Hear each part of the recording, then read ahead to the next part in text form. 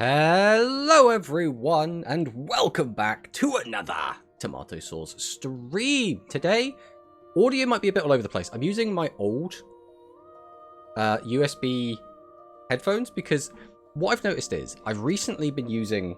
Where are they? They're over here. I've been using these lovely wireless ones and they're great. They're fantastic, but they have really good noise cancelling. So I feel like I kind of shout a lot while I'm wearing them to hear my own voice, right? So I've swapped back to these ones for now, and we're going to see how it goes. Again, audio balancing might be a bit all over the place for now. We're basically trying to see if we just get a smoother experience overall, but it might end up being a bit of a nightmare. Now, I don't even know if we can really even hear the music, but this is also a quiet song. Let me go to a different song and see if it makes any difference. Again, audio balancing might be a little bit all over the place. We'll have to kind of work with it as we go. How's this one? Again, it's so quiet. Is there anything we could do about that? I mean, I could just turn the volume up, right? That's the easiest answer.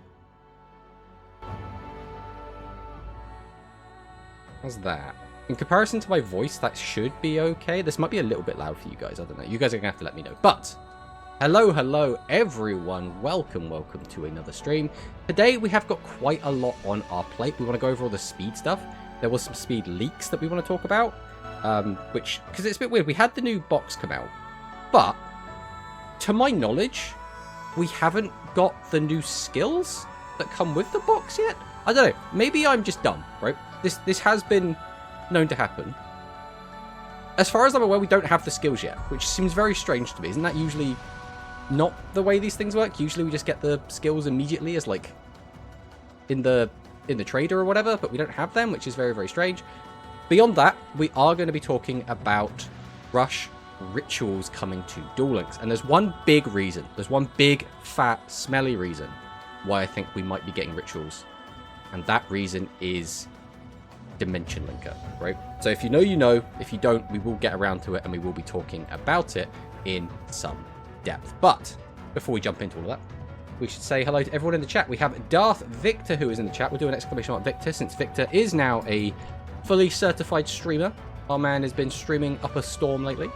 Hi Tomato, mostly in and out, cleaning the entire place at the Mo. Needed at the Mo, it's utter chaos. Well, I hope you enjoy the cleaning spree, Victor.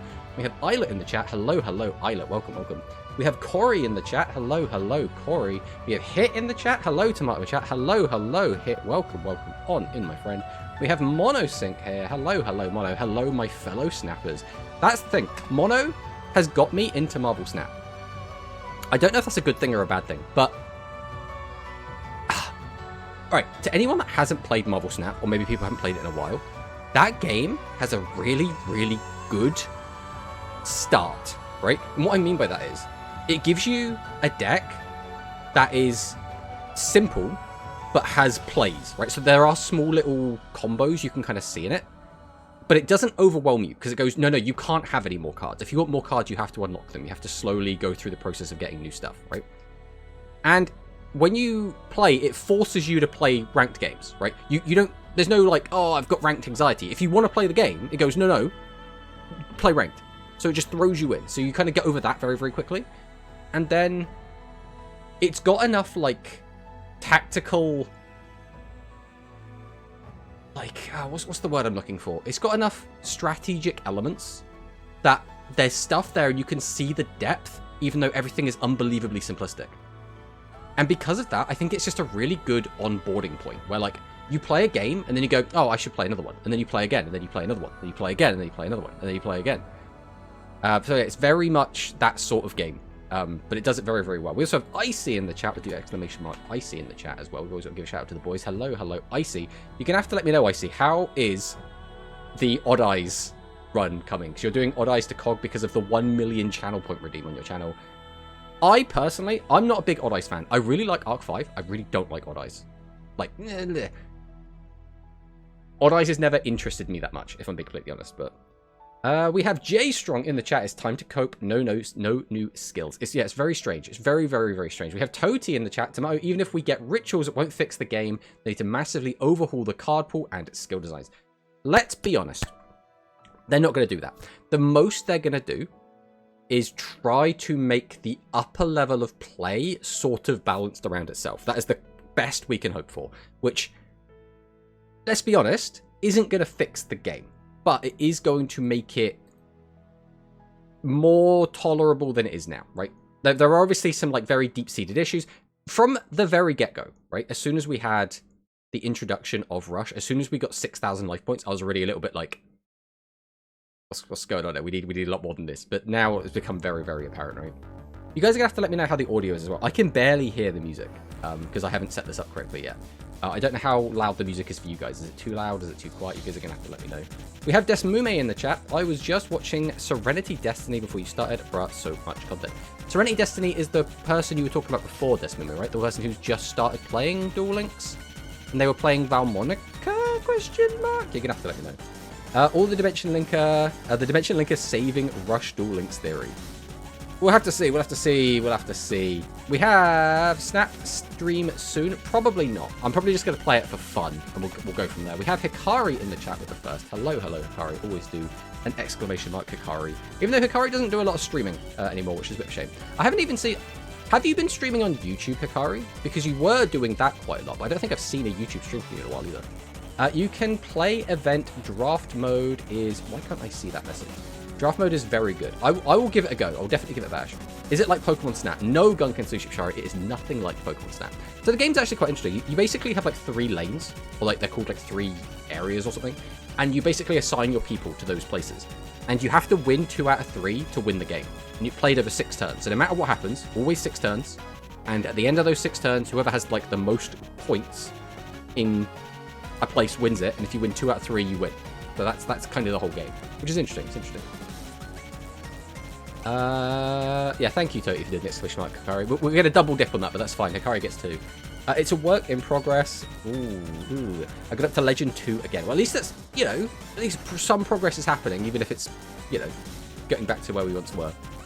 It's a card game. And you abandoned Vanguard for Snap, bruh, but yeah. The whole RuneScape / Reforged plus Hearthstone makes the game addicting.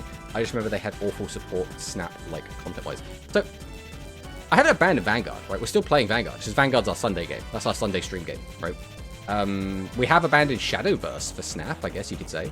Not really complaining about content, to be honest. People are complaining about the broken card because of the movies. Oh, they like getting really good, powerful cards to tie in with the movies, are they?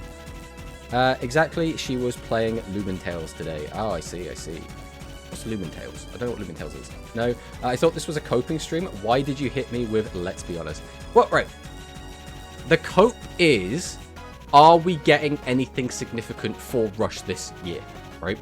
Because we could just get nothing, right? They could just be like, business as usual, here's another deck build box. Enjoy your September deck build box. And we'd be like, thank you, Daddy Konami, for feeding me this lovely, lovely slop. Or, you know, we can be like, maybe we get something a bit more significant. And something a bit more significant would be really, really cool. So... We're gonna see how things go, but I suppose we'll hop in. We'll hop in and start taking a look at bits and bobs. Now, is this gonna? No, of course it hasn't. The issue, well, that's almost what I wanted. We have got some of the screen up, but what I actually wanted was Chrome to be up. No, we haven't got Chrome up at the moment because I didn't set this up ahead of time. Let's try and sort out the audio. Bam, there we go. Hello, Chrome. So why is the bottom being carved there a little bit? See that? See that? Why do that? Doesn't think anything. That's going to bother exactly me. So that's fine, we'll just leave it like that. So, let's go through and talk about the stuff. So first things first, this came out, you know, before, I guess, between our last Duel Links stream and this Duel Links stream, which is the WCS 2026 Final Celebration / Champion Prediction Campaign and Bundles. So, is anyone going to get these? Or, like, I should rephrase that. Would any one of you guys, are you going to pick these up even though you don't want the newest box? I guess that's the question, right? Because if you don't want the stuff that in whatever the box is tied to these bundles, then it's like, it's kind of whatever, right? We got Worms. Wasn't that significant? No. And that sounds weird, right? So it is significant in terms of like having an impact on the meta, but it's not significant in terms of being a huge update for Rush, right? It's a drop in the pond in terms of like big Rush updates, right? When was the worst thing to happen to Duel Links this year? Changed my mind. Ooh. if you're a speed player, you'd probably say that Stardust was the worst thing that happened. But I think they're comparable, right? I think the main difference is, in speed, there are so many more cards with so many more intricate effects that you can find stuff to counter Stardust, even if it's like a bit of a Hail Mary and it's going to be garbage against stuff that isn't Stardust, right? In Rush, if you want to beat Worms, it's kind of just like, just get lucky, just draw a good hand. Lamau, hope Worm bricks, right? Like that's kind of the I need to beat Worm, because Worms isn't unbeatable, right? You could play on ladder with like anything and you could still beat Worms, but like it's a game where they bricked, or you opened a god hand, or you just had every trap in the world and they didn't have any way to get rid of your traps, right? So like, it's tricky. It's a tricky one. Stardust wasn't this bad. I don't know. I didn't play specifically Stardust Metatogi, so I don't have a horse in this race, so to say. So all I know is people were saying it was like the worst meta ever in Speed history. Now, I haven't played all throughout Speed's history. I've played in some metas that were like, I don't know actually, did I actually ever play through a meta that was actual garbage in Speed? I don't think I have. I think every meta I ever played in Speed had some sort of redeeming quality, or like the deck I was playing could compete with the best deck, so it didn't feel that bad. Like, it was always that kind of thing. Let's try and catch up with the chat. Hello, Dr. Alex. Welcome on in.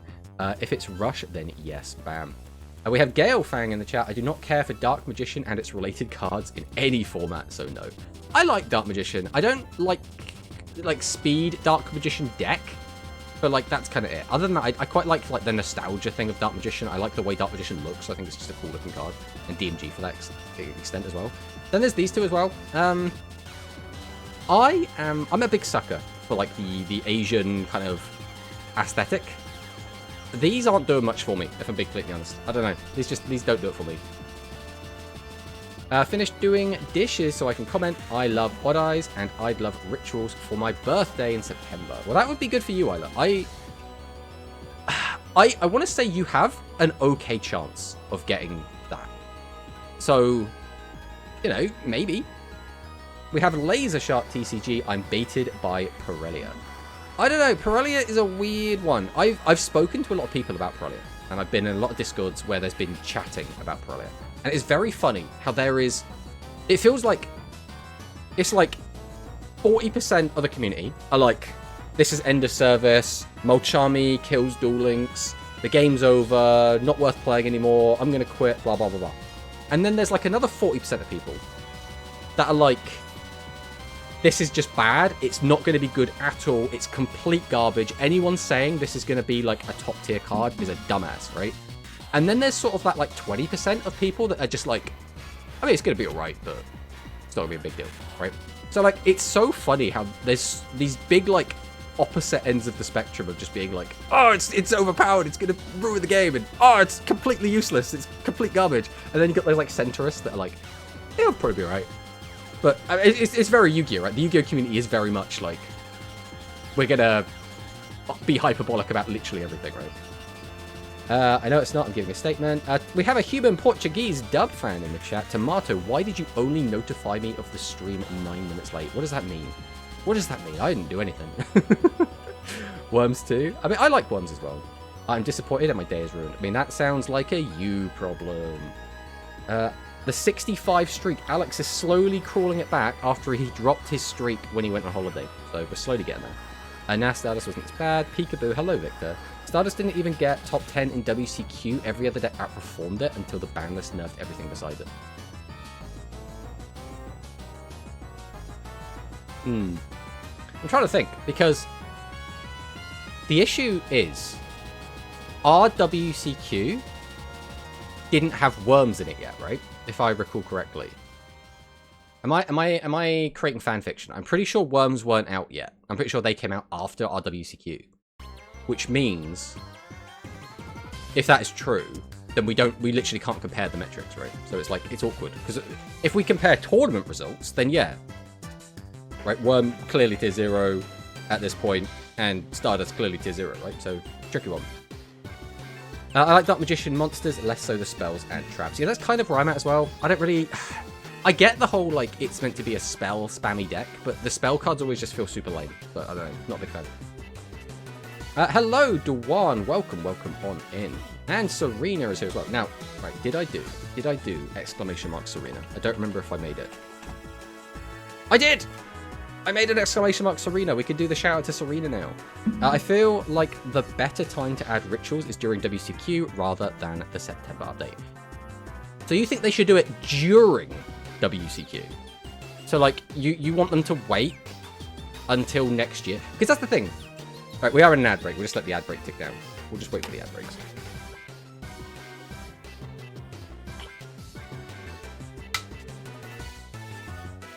Ah, delicious cold water. 10 seconds left.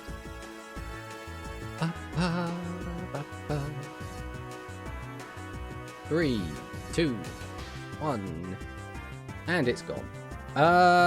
Yeah, so if they did, I'm not saying they couldn't, but every time they have added a new mechanic, right? It was either maximum that was added in March, it was Fusion was added in a world update / like the Go Rush World update, effectively, is when Fusion got added.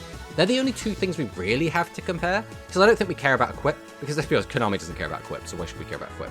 So going by that, it would be either, again, randomly, like in March, maybe, to coincide with the maximum, or it could just be World Update, right? Those are the two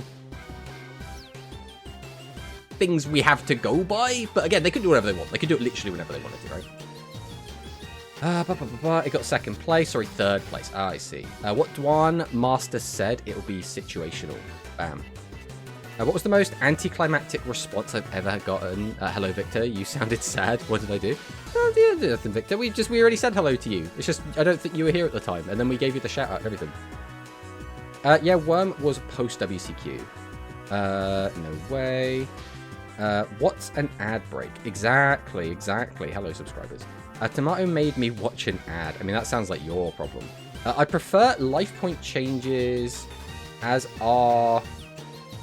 For whatever reason, it's becoming very much a faff at the moment. Life point changes as our world update. Happy to wait for rituals.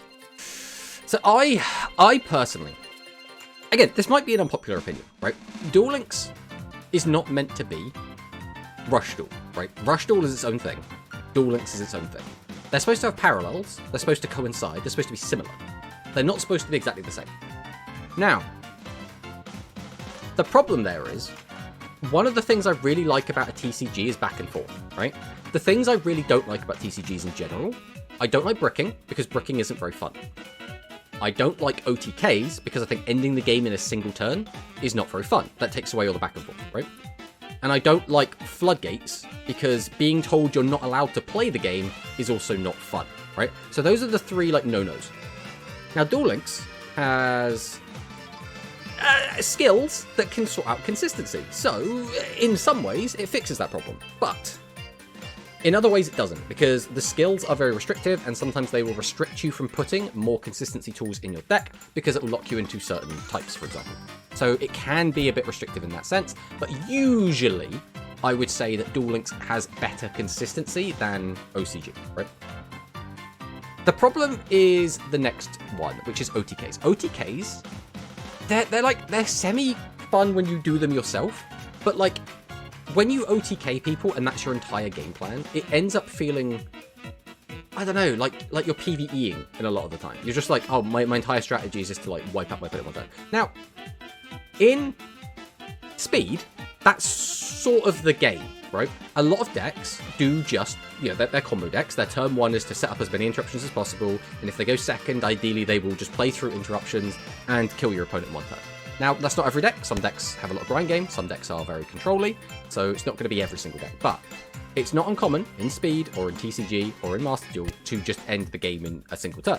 But that's fine, because that game is very different from Rush, right? That game is designed so you have so many different activates and effects and negates and interruptions and so many things you could do in a single turn that you're still interacting with your opponent, even if your opponent isn't having a very fun time with the interactions, or you're not having a very fun time with the interactions, right? So I think it's fine for that to be the case. I don't think that's fine for Rush. I don't like being in a meta where on the second turn, my opponent has a good chance of just killing me unless I open a trap card. So that's my take on it. And I think the best way to fix that is to increase life points.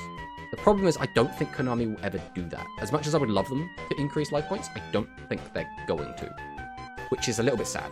Now again, I don't think the game necessarily needs more life points, but to get the game closer to what I specifically want, I think we need more life points, right?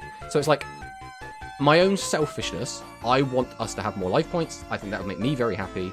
Does the game technically need it? I mean, no. If Konami just want the game to end very, very quickly, if they're okay with just like the OTKs coming left and right, leave it as is, right? But it depends if that's what they want. Hello, Luis Fernando. Hi, Tomato. And guys, where are my psychic cards? I mean, they'll be coming eventually. We should get a big announcement in a couple of days, right? Because it's, what, 4 days till Worlds? It's going to be 6 days to get the big announcement. So we should have everything soon. Grabs a spoon and bends it. We have Dio Lima in the chat. Contact also come randomly when people expected it to be Uamu version or whatever. Yes, it's... Contact is a weird one, right? Because Contact is a new mechanic, but it's also just kind of evolving a current mechanic. So I wouldn't say Contact Fusion is on the same level as introducing Fusion Summoning or introducing Ritual Monsters, right? Because introducing Ritual Monsters and introducing, you know, Ritual Monsters and Fusion Monsters, like as a new monster card type, right, is different than...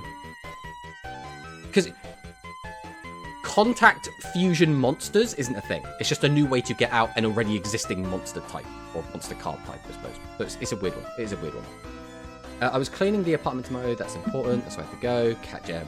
This is my favorite Marit card level. Oh, yeah. I think the only one I have in my soundtrack is the Mall. I've already forgot what it's called, but it's my favorite track in Mario Kart, personally. Eat my dust, Pharaoh. Go winged car of Ra. Good luck. I'm on the Wii U. I gotta go again. Clean break. Back to cleaning. Okay. So, we have these cards. These cards are cool. We're getting some stuff. Neat. I mean, everyone likes gems. We like tickets, etc., etc. Everything's hunky-dory there. So, next up. Vrain's World Level 40 cap increase. This is something we've been waiting for a while. Obviously, this is something that Brad keeps track of. Brad is very much the, keep track of when we get characters, keep track of when we get world updates, keep track of when we get character level cap increases. Obviously, I want rush increases, right? That's what I want. But also, this definitely feels similar to when we got the Arc 5 level cap increase, when it was like, oh, we're going to get some really cool stuff, and then they just gave us a bunch of guff. Like, does anyone care about any of these cards? I don't know, man. I'm not a big supporter of any of these cards. It's like, when Sora got his update, I was like, oh, yeah, we'll get a new Fright Fur thing. And it was like, no, there's nothing. Not even like something that could remotely be used with that. Obviously, that was a big Fluffle / Fright Fur guy. That's what I really want, right? Worms are just the beginning. Even with good traps in the game, it's getting easier and easier to get an OTK. We need to change the life points to 8,000. The thing is, I'm not even sure if 8,000's enough. Like, 8,000 is enough to stop some things, right? I think 8,000 will stop most Worm OTKs. It won't stop all of them. So I think the Worm deck is actually able to put out something along 8,000 damage if they play a beta. If they don't play a beta, it'll be just under 8,000. So if you get like an 800 guy out, for example, that would be like just under 8,000 as like your third monster on top of your Fusion and your Dragoon. So it will stop that to an extent. It would stop the majority of like Red Boot and High Tech from like killing you in a single turn, because they can sometimes struggle to get over 6k, but they can get to that 6k relatively easily. It's like there's some decks it'll be fine against, and some decks it'll be a bit more awkward against, right? Our Ghost Gal / Flame cap increase is fine, like they're usable. It's not great, but it's fine. Yeah, I don't know. To me, none of these cards are interesting. So I'm just like, more gems. And that's kind of it. I'm just like, yeah, gems. I mean, I like gems, but it's not exciting, you know? We are so back. Hello, Hidden Bankai. Welcome, welcome. Will is the only one, okay? And it's too late. Yeah. Life point ain't going to change. Exactly. I don't think life points are ever going to change. I would like it if they did. I am not going to hold my breath. Let's put it that way. Salamangreat spell is good. Playmaker's card maybe has some applications, but maybe too gimmicky. Other cards seem whatever. So let's read this spell. Will of the... Oh, this is Will. Okay, they're finally getting Will. Is this their first Will? So you only have one copy of Will as well, then. During the main phase, special summon one Salamangreat monster from your hand or graveyard. You can send this card face up from the field to the graveyard, then take one Salamangreat linked monster you control. That was link summoned using a monster with the same name as one that's been... What's it called? Reincarnation Summon, I think it was called. Special summon Salamangreat monsters from your hand and or graveyard defense position number that monster's link rating. So the question is, it's all well and good to be like, this card is good in the Salamangreat deck. It is a whole other thing to be like, is this actually going to make Salamangreat playable? Because if Salamangreat doesn't see any tournament play, it doesn't matter if they've got a cool new card, right? It's one of those, like, eh. Hear me out, no search skills and rush. I don't know. For me, if we didn't have search skills, we would just circumvent search skills, right? So, like, it would have to be something along the lines of, like, you'd put cards in that give you all the... or put skills in that give you all the consistency that let you search in everything but name. So, for example, like, send the top, I don't know, 10 cards of your deck to the graveyard. Add one of... you know, a card, like, let's say Fusion, right? Add a copy of Fusion from your graveyard to your hand, then put the other cards back into your deck, right? And then shuffle the deck. It would be something like that, where it would effectively be searching, but it wouldn't be searching, right? And then it would just be annoying when you whiff. So I don't know. It's a tricky one. It's a tricky one. Correct take, but no chance. Yeah. These past few level cap increases have been so ass. Honestly, the wait for them really have not been worth it. Yeah, I don't know. It's a tricky one. I just want to be excited, right? Even if the cards you get aren't very good, as long as they're exciting cards, I think it'll be fine. The issue is I don't feel any excitement from any of this. Like, again, getting Will is, like, pretty cool, I guess. I don't know, man. I don't care about Psyduck Circuit. I don't care about Goki Guts. I don't care about Zero Day Blaster or Altergeist Haunted Rock. I don't know. Just none of that just does anything for me. Should have given us 2 Raging Phoenix. Do people actually expect a good card reward? I'm sure people only care about the gems. Well, that's the thing. If you get bad cards, you're going to have people resenting the cards and being like, this could have just been more gems. It's like, it's a weird one. Third Salad XCs, that gets you. Exactly. I just want to duel in speed by using no cards. That's what we like to see. That's what we like to see. I know there was that, was it Raging Pendulum, the skill? Where you could effectively just play, like, an entire deck of, like, staples and tech cards, and then just, the skill just summoned everything. I don't care about some search skills. What I care about is that we get usable skills that actually fit the needs of the deck, not search 2, discard 1. The issue is, the big problem, is it's lazy. But it does work, right?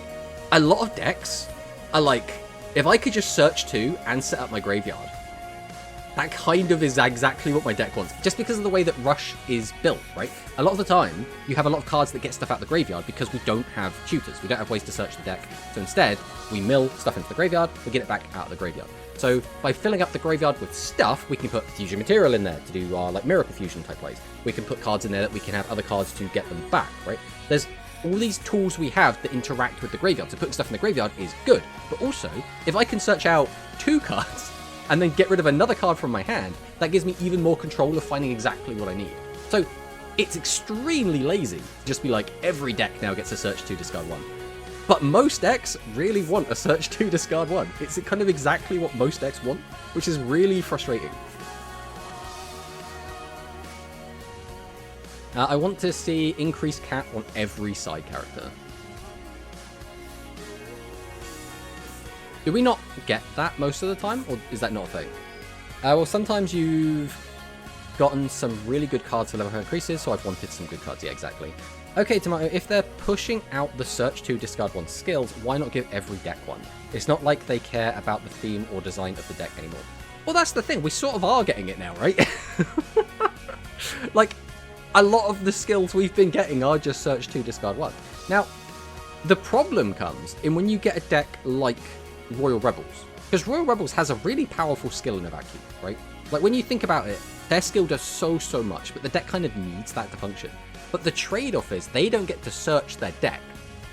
They get to search their graveyard, which means there are sometimes situations when you're playing Rebels where you're like, my deck now does so much, my skill does so much, but I still haven't got the thing I need.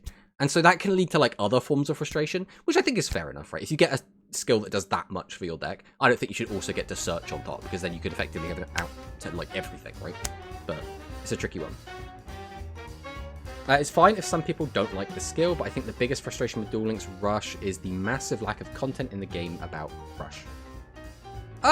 Yes. Yes.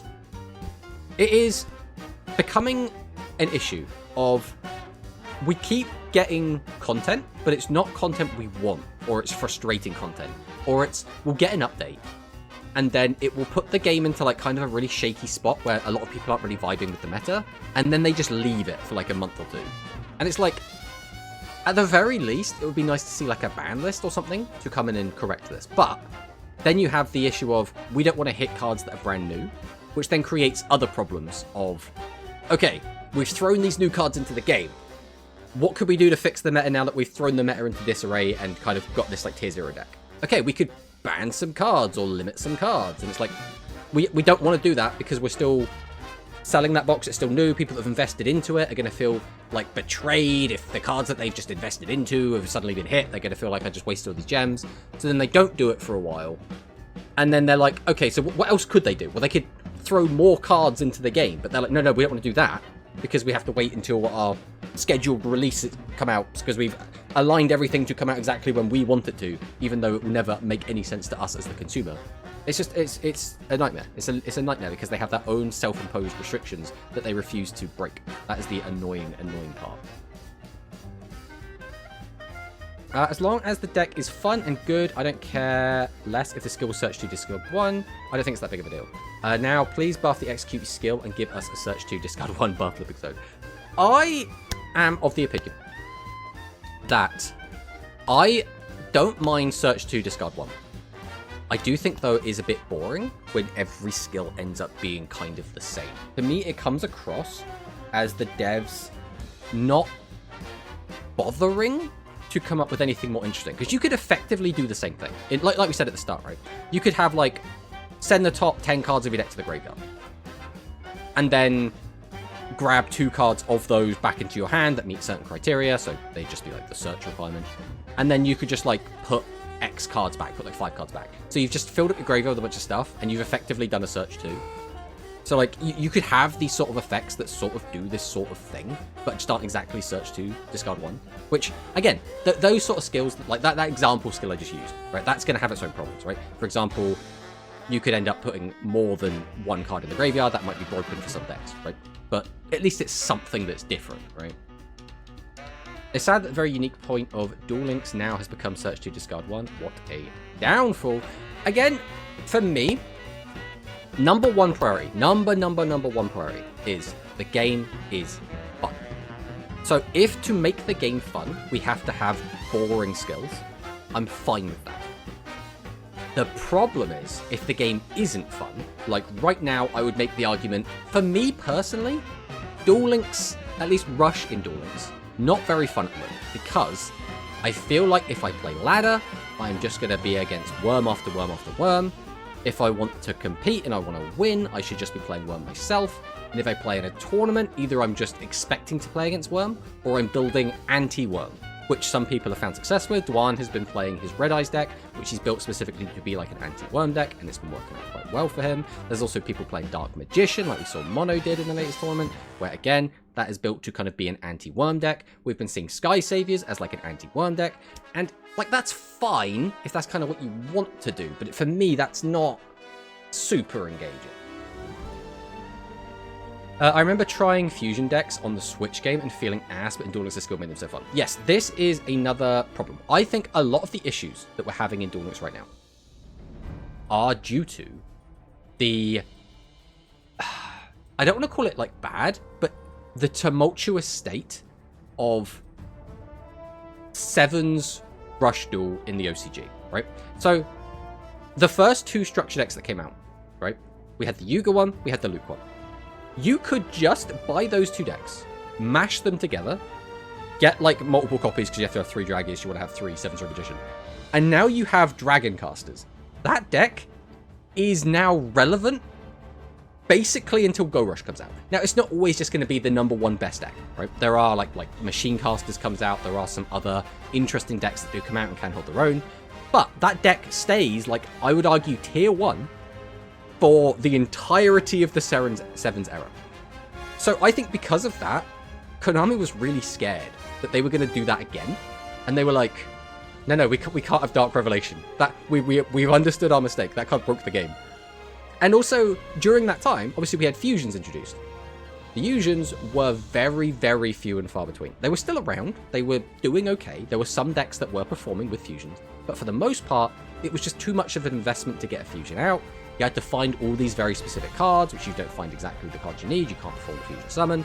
It's like, we keep saying, like, oh, to get out a Dragius fusion, right? It's like summon monster, tribute both, summon out Dragius, summon out the dragon, activate fusion. That's a 5-card combo to get to that. Assuming you have no other ways to gain any advantage off it, which back then we didn't have a lot of. We still did have some stuff, right? Like you could get like a 2-for-1 tribute on your Dragius if you had something like what was his name? Righteous Dragon, I think it was called, which you can treat as 2 tributes for the tribute summon of a dragon monster. So there are ways to like circumvent that, but vanilla, that's just 5 cards, and you have to make sure 3 of them are Dragius, the dragon, and fusion, right? Now again, you could have something like a Phoenix Dragon, which circumvents some of that, but it's still, you have to invest into that, right? So like, it's tricky. It's very, very tricky.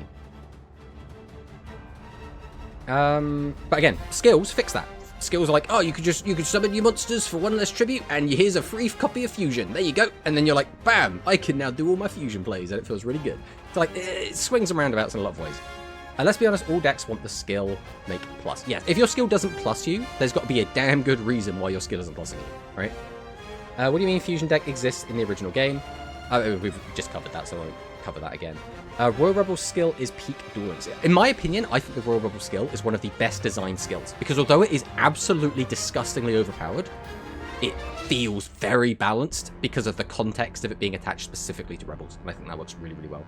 Hello, Keyblade. The best skill in the game that feels like a real rush card is the Dark Magician Rush skill. I hate... I hate the Dark Magician deck. The skill itself is kind of whatever. I don't like the fact that it's as useful as it is, where you can grab like any card. I think that's kind of annoying. So you can grab like Plot Green, right? I don't like the gameplay style of Dark Magician, because in my mind, the gameplay style is, I want to OTK my opponent, and I don't want to interact with them, like, at all. Like, there are some decks that will OTK, and they'll still be able to interact with. But Dark Magician is a deck that goes, I'm going to play a normal monster so you can't shady me. I'm going to kill you in 1 attack so I don't care about your Star Protector's protection. I'm going to have piercing so I don't care about defense position monsters. It's just like, I just do not... And I'm going to play Dark Magic Attack to clear any combat traps you might have, right? So it is the ultimate deck of, I don't want to interact with my opponent. I am playing Solitaire. And I just don't like that whatsoever. So like, that being said, the actual skill itself, I think is like, it's unique. It's interesting. But it's not one of my favourites, personally. I know, that's what I'm saying, I played them in the Go Rush Switch game, and it wasn't fun. In Duel Links, the skills make them fun. Royal Rebel and DM skill are both true to Rush Duel core design, except that sending monster to the graveyard. Sadly, Duel Links just make them more boring to me. Breaking the rules doesn't sound fun to me. It's not breaking the rules so much as it is circumventing them, right? I think there is a distinct difference. Now, you know, personally, if I'm speaking from the heart, I prefer OCG Rush, guys. I know, shocker. Insane. I think the game is better paced. I think the game is more fun. I think there's more interesting tools. There's a bit more variance between your games rather than just click yellow button, everything happen. That being said, I still like Duel Links. Now, if I'm being honest, if we get like if Rush Duel came to Master Duel as a separate mode, or if Rush Duel got its own client, which I think is very, very unlikely to happen, I think it is more likely to come to Master Duel than get its own client, I would probably shift a lot of my focus over to that, because it would be closer to the game that I like more. That being said, I wouldn't abandon Duel Links, right? I would still play Rush Duel, because I still think it's fun, I still think it has value, and, you know, it's different. The big disappointment for me is, there is so much potential to do with skills and to do with having a distorted release schedule. that I feel like is being left on the ground a lot. Like, we don't have chairs, right? Chairs was kind of a fun gimmick deck in OCG. If we had got chairs early and chairs had a decent skill, chairs could have been a meta viable deck. That to me sounds awesome. I love the idea of like, I'm going to play a deck that was absolute dog water in the OCG, and I can now play it as a top tier strategy, or at least a competitive strategy in Duel Links. It's just, there are so many decks where we could have had that and they just chose not to, and that just makes me very, very sad. I think this mindset is similar to TCG people say about Duel Links skills, except that both TCG and Duel Links allow searching, but Rush Duels and Duel Links did not share that similarity. This is not Rush Duel OCG, it's Duel Links version. Wait until skill adds 7's Wonder, send 5 to Fusion Mats to Graveyard. Bam, that's what we need. That's the skill we need. Someone hire Hidden Bankai. Duel Links not Rush OG. Please copy paste message where I said blah blah blah blah. At this point, we need character duels rush mode. I think if we did get that, it wouldn't be for a very, very long time. Mono, don't get rage baited. I'm not saying you said that, but you're putting expectations of Rush OCG into a game that's supposed to be different and change the design to fit the format. Summon SRM and Dragius, add 7's Wonder Fusion from deck to hand. No, let's not do that one. I don't mind. I think 7's Wonder Fusion is a really cool card. I like the idea of it. The one card I don't like is 7's Gears. 7's Gears, I have like PTSD from 7's Gears, bro. I just do not want to deal with that. Like, just keep that card away from me. I even played that card so much because it was so good, and I just want nothing to do with it anymore. Yami Ruler surely saves format. No, Floodgate. Bad Floodgate. You're trying to compare the two, but they are different games, even though they are both Yu-Gi-Oh games. I'm literally just explaining what's wrong with the current Rush Duel Links format, though I didn't... It has to be change or anything. All I'm asking is for creativity. Honestly, I kind of don't mind this meta yet because trying to beat Worms is still an interesting challenge for me. Maybe it's also because there weren't that many tournaments as other people quickly gave up. The issue is the one. Regardless of how the meta actually is, what matters more is the perceived meta, right?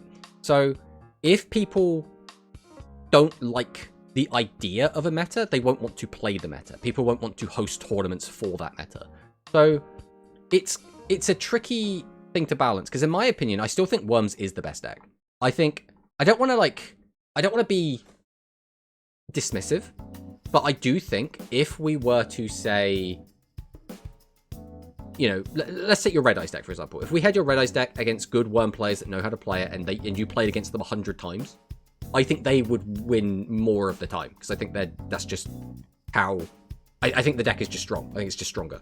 That being said, I think it's really, really cool when you can create something that's effectively like anti-meta and take it down. I think that's really fun. But again, if people aren't hosting tournaments, if people aren't signing up for tournaments, you don't get the same feel, right? It's a tricky one. Especially because the lower player count in a tournament, in my mind, the less of an achievement it is for winning it. So if you win a 32-player tournament, although it's only one extra game, it is that much better than winning a 16-player tournament, which is that much better than winning an 8-player tournament, right? In my opinion, just the more players there are playing, the better it is that you stand out, which is why going to Worlds, for example, is such a big deal, because you're competing with, like, thousands of other people, right? Let's try and catch up again. True. My biggest problem is still the gap between releases. Yes, absolutely. It's so annoying. I want something new every month. That is what I want. But again, that comes from me, who is very much fully invested into this game. Someone that is very much making content about the game. So for me, whenever we have a drought of content, that means, you know, oh, I'm not playing in tournaments. I'm not making videos. I'm not getting anything, because I will burn out, I'll burn through the content in like a week. And then I have like, if it was every month, I'd still have 3 weeks of downtime effectively, right? But it's tricky, it's tricky. The fact we're not getting a new character in early September tilted me so hard. Exactly, Royal Rebel skill is how a skill should feel perfect for the theme. Good power, unique, yeah, and people can't get it for some reason. I counted in the skill tab of DLM for send 1 card or send up to 2. I think currently there's 9 baseball skills in the game. I love how you called them baseball skills. Was it? I'm pretty sure it was 7s was the first one, right? And then baseball was a 7 skill, but I could be wrong there. I might be wrong. It's so warm in the apartment, I can't even clean. Open a window, turn on a fan, I don't know.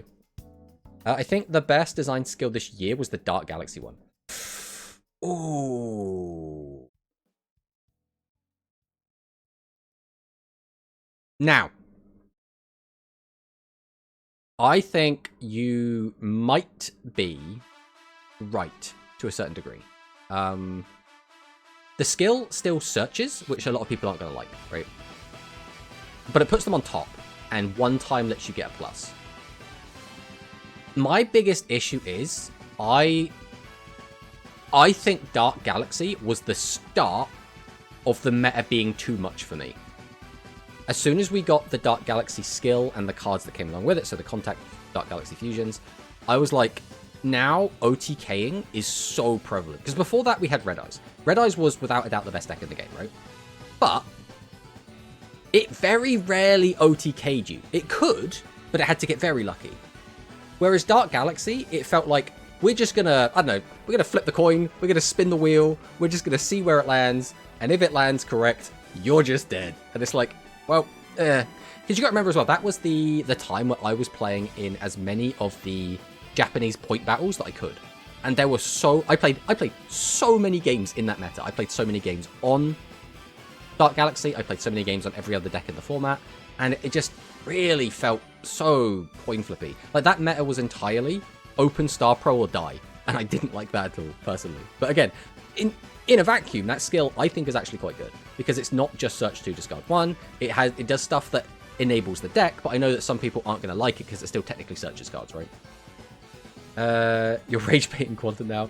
My theory is that Konami will one day release Rush TCG format with both main mechanics with semi-card design for both formats, especially since Cross-Draw released in the digital side and Genesis. My theory, Konami will one day release Rush TCG format. What does that mean? Do you mean they're going to physically print Rush for us, or they're going to mix Rush and TCG together with both main mechanics? So I assume by that you mean like links, pendulums, Xyz, but then also like maximum? Semi-card design from both formats, especially since Cross-Draw released in the digital side and Genesis. I don't want that at all. I'm not going to lie, that sounds awful to me. Yeah, to each their own, but that's not something I have any interest in. Like, I would probably play it, because I played Cross-Duel initially because there were Rush cards in it. That was all it took for me. So, it does basically everything by doing basically nothing. Now, imagine if Royal Rebels were top tier, people would hate the Royal Rebel deck, because the skill does so. But it's good because it's not top tier, and I think that's what makes it feel really good. If it was just barely top tier, I also think that would be completely fine. But, like, if it was head and shoulders above everything else, then it would be a big issue. It's Worm, Air Eagle, Noodles, Pyrofusion, Black Skull, Imi Aqua, Master Axel 7s, Baseball, and in a different written way, Darkness Dragons. Oh yeah, never forget the Darkness Dragons, that skill did so much. I will still play Rush if there's Rush Master Duel, but I doubt Rush Duel Links are going to be any better. I would still play all of them, personally. But then again, I'm very much just into Rush, right? It doesn't really matter what form that comes in. I'll play... If Cross Duel came back officially, and there was still Rush in it, I would be playing Cross Duel, because it's got Rush in it, right? I hate Royal Rebel because of how much Glaze Roa gets in the game. I think we should Glaze Roa more, to be honest. I think Serena is on the wrong side of history here. Why would I be hired? Because of the awesome skill design. Royal Rebel can be stopped in so many ways. It's not top tier because there is not search to discard 1. Bro is not that good of a character to get that much glaze. No, he is. Trust me. He needs it. If they pay good, I'll join. Hear me out. That's not true. You think the skill is not broken because the deck is not top tier. Again, I think there is a difference. There is a big difference between being top tier and being the best deck in the game. And I also think there is a big difference between being like a tier above everything else. I think if Royal Rebels was a top tier deck, but not considered the strongest deck, I think it would be fine. I think no one would really be complaining. I mean, people complain about everything, so people complain regardless, right? But I think the vast majority wouldn't complain about it. But I think if it was the #1 best deck, then people have more of a case for it. And if it was a tier above everything else in the same way that Worm is now, again, you would 100% have people saying that all the time, right? They give us the other 7s Road Draggy's Fusion. I mean, it would be nice if they gave us the bad one. But again, it's the bad one, so I don't know how good it would actually be. Literally true, not sure how many games you can play Rush Duel Links. I mean, something can be broken fundamentally, even though the deck isn't top tier. The problem with search skills is that when they are paired with the deck that's strong...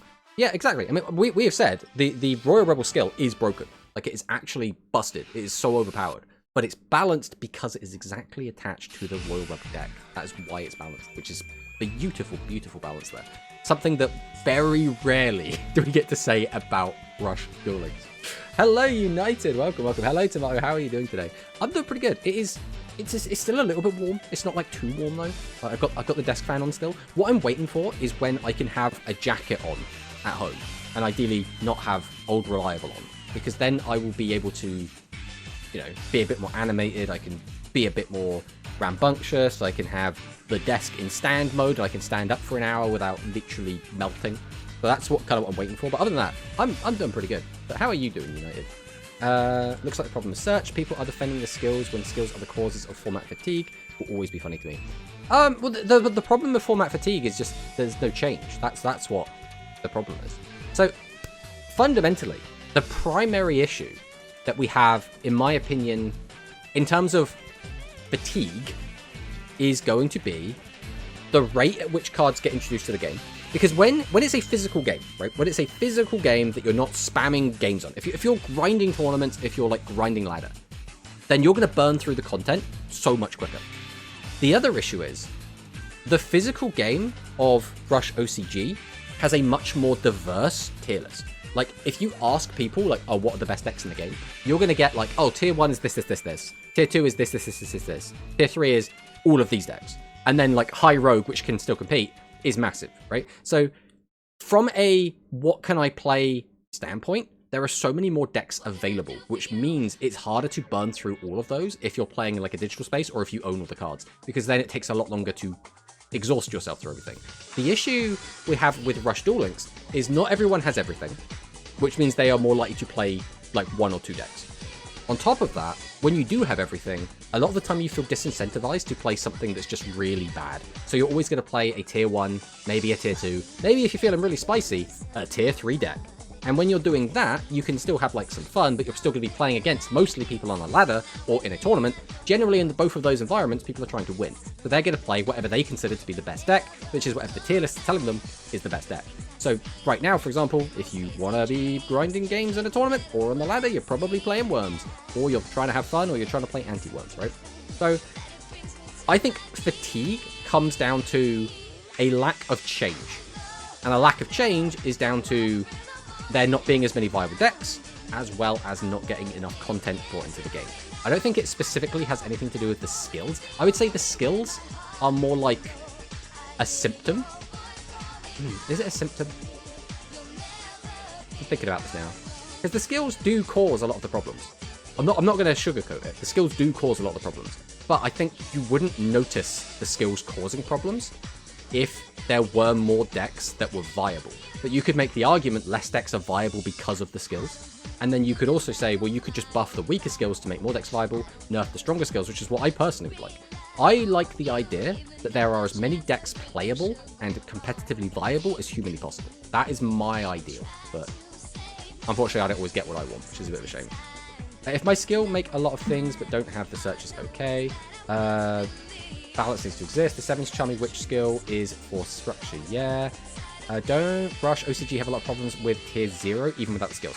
They have had. They don't always have that. But there have been several tier 0 formats in OCG. Now, it's not like a ton, and there are still way more formats existing that aren't tier 0, but it is definitely a problem they have. The best skill was Dark Galaxy send 3 to grave, add 1, add the sword. Bam! There we go. Tear Thing is the best design skill. Everyone loves it. Crysteel was always the problem. There's nothing to do with Tear Thing. There's know a lot. 2 of I can remember, but that's only because Konami design cards like an ape. How could you? How could you say that Konami's design team is bad? They design everything perfectly. Listen, Harpy Ladies 1, 2, and 3 was perfectly balanced. No one can say otherwise. 7's Gears, perfectly balanced. There's nothing wrong with it. XQE, Berry Fresh, and Harpy. We don't talk about Berry Fresh or XQE, right? We can talk about Harpy. We don't talk about the other two, okay? Still better than search 2, discard 1. Skills are part of Duel Links, so you don't like skills, you want like Duel Links. There's at least 3. Ghost Dragon. I don't think Berry Fresh is tier 0. Execute and eat Berry Fresh. So Berry Fresh was the only deck that was being played in tournaments. Like, what's the best way to phrase this? Berry Fresh was enough of tournament wins and tournament top cuts that I think there is definitely a strong argument to say it is tier 0. Now, was it technically tier 0? That's up for debate, right? I think there is definitely enough there to at least make an argument for it being tier 0, 100%. The problem for you is the search. If my skills make 4-thing or more is okay, but search is definitely wrong. So Mono's point, right? Let's try and get this across, right? And we'll do it with a voice because across text doesn't always come wrong. Mono is trying to get the point across that he wants skills that just work within the confines of Rush Duel itself. So in Rush Duel, you can't search, so no searching. In Rush Duel, you can't activate quick effects, so nothing that would be like a quick effect, right? In Rush Duel, you can't have a spell chain, so no skill that would do a chain, right? Just anything that breaks the rules of OCG Rush, you wouldn't want as a skill. Effectively, Mono wants skills to be treated as a extension of Rush, and as a, this is sort of like having an extra card in your hand that you activate and it does this thing that could exist in the OCG game. That is the point that I'm getting from Mono. Cross duel, exactly. We need cross duel Monos. At least think search is wrong. That's my main problem. Cross duel bros. I don't think search is wrong. Cross duel mentioned. Serena is usually wrong though. Tomato. Don't let Serena hear you say that. Are you literally saying things that don't exist? So you like to pray Argent hits something for you to play the game. Argent and Execute. I hate that personally. Hero. Yeah, I personally, I'm also of the mindset, I don't like cards that are like, look at the top X, add something to hand.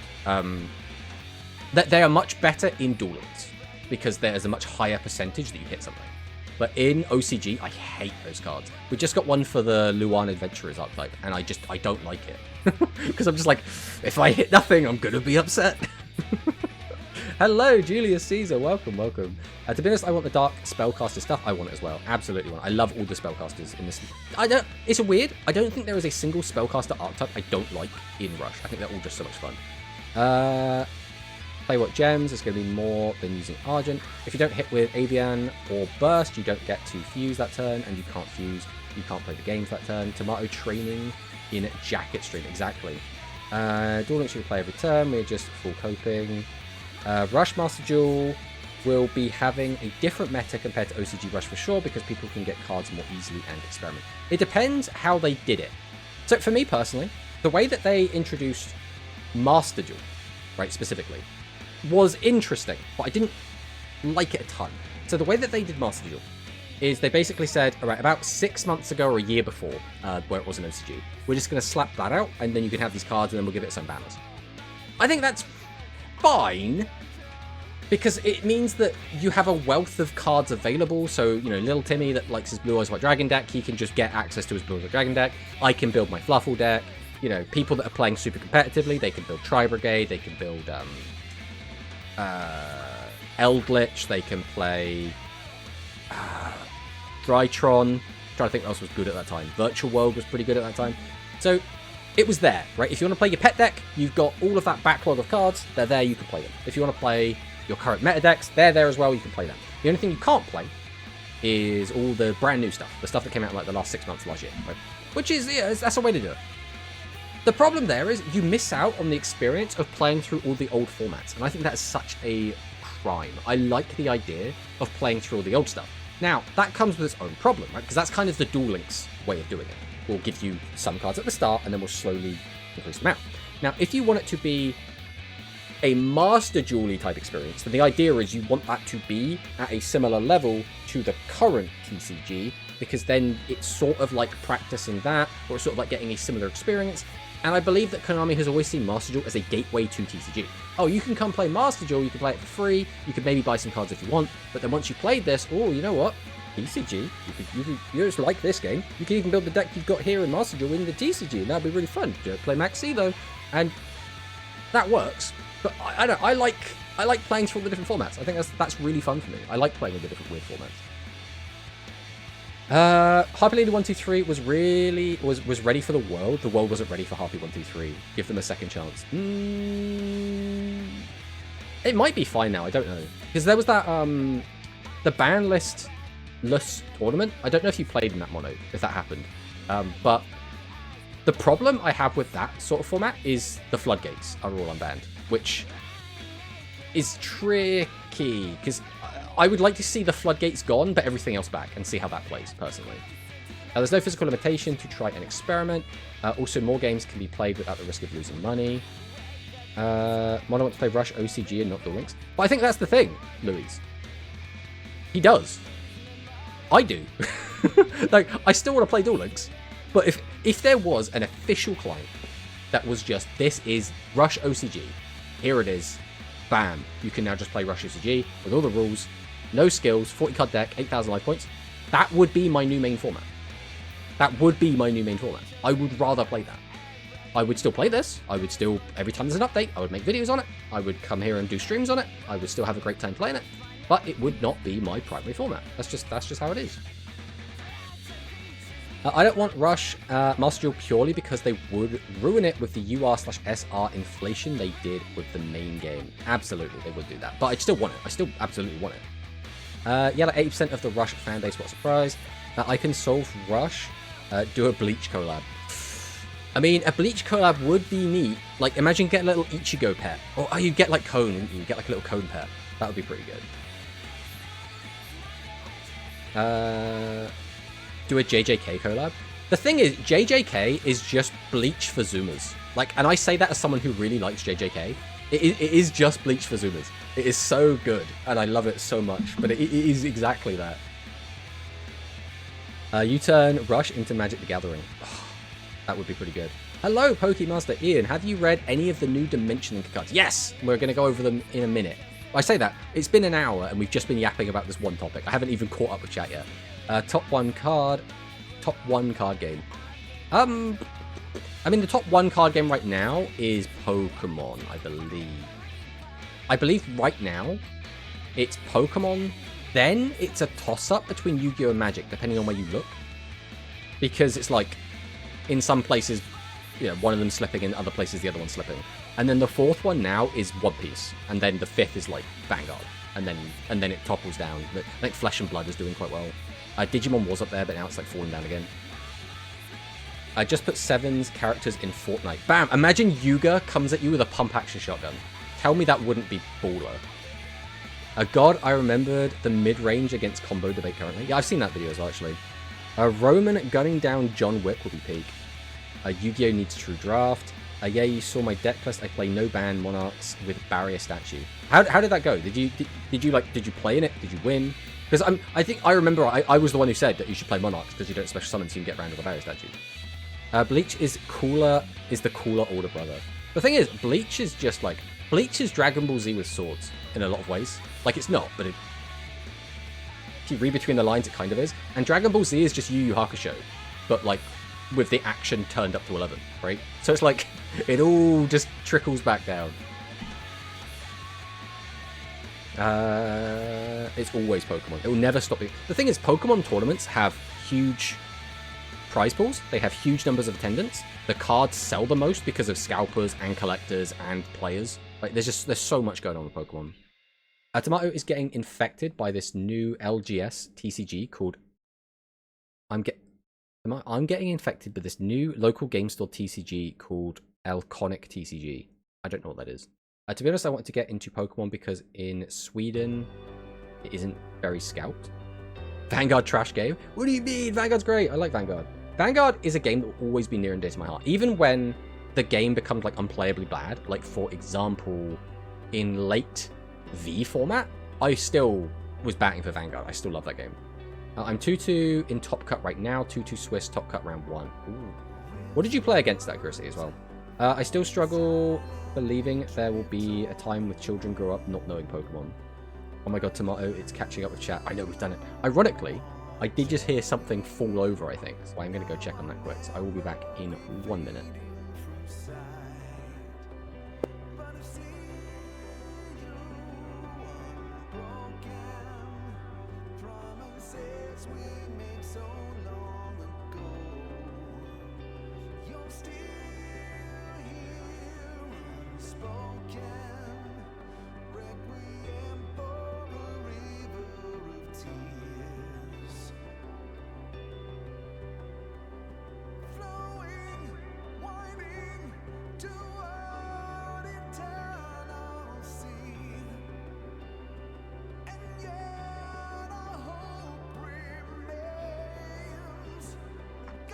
Hello. Oh, I just caught up. I think the dog just knocked something over. I just had to make sure nothing was broken. Hello everyone, I'm back.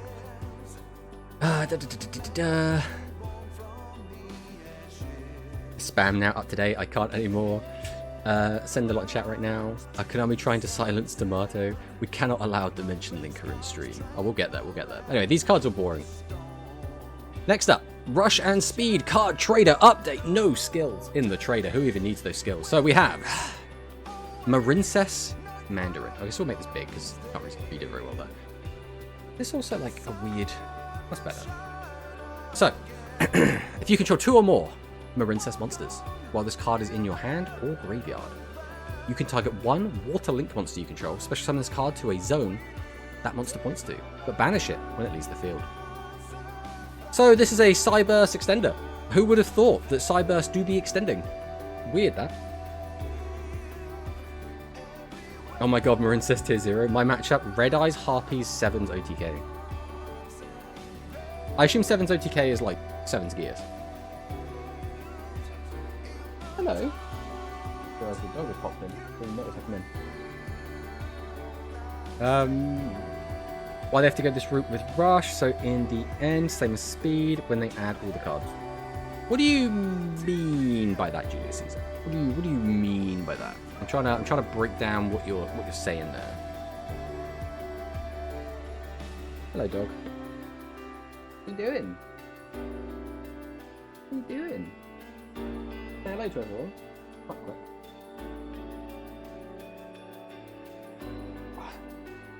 There she is. Yeah. What are you doing?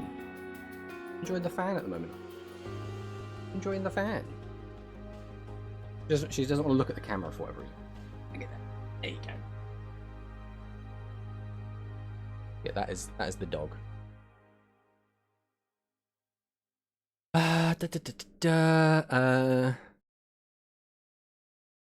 Albaz in Rush soon.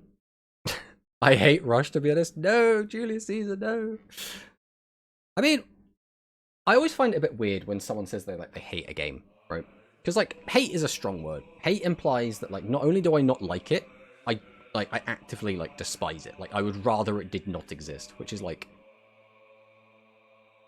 Julius Caesar, if you're gonna be like this, Julius, I'm gonna have to ban you, mate. I don't want to, but you can't just be like antagonistic to everyone. Like you can have an opinion, that's fine, but calling people names is not helpful. I'm respectful. You literally just called someone an idiot. I'm not sure what respect means in your household, but that is not what it means here. What song is this? This one is Answers from Final Fantasy XIV. The one before this would have been Close in the Distance from Final Fantasy XIV.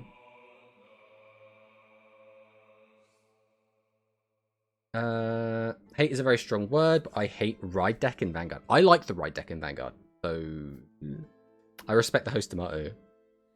Again, you've got to follow the rules, right? And the rules here are don't call each other names, right? You can call me names. I mean, I'd rather you didn't, but I don't want people being disrespected in the chat. If you don't like their take, that's fine. You can say that. If you disagree with them, that's fine. I'm not going to force you to like conform like this is some sort of cult. But you can't just be like rude to everyone.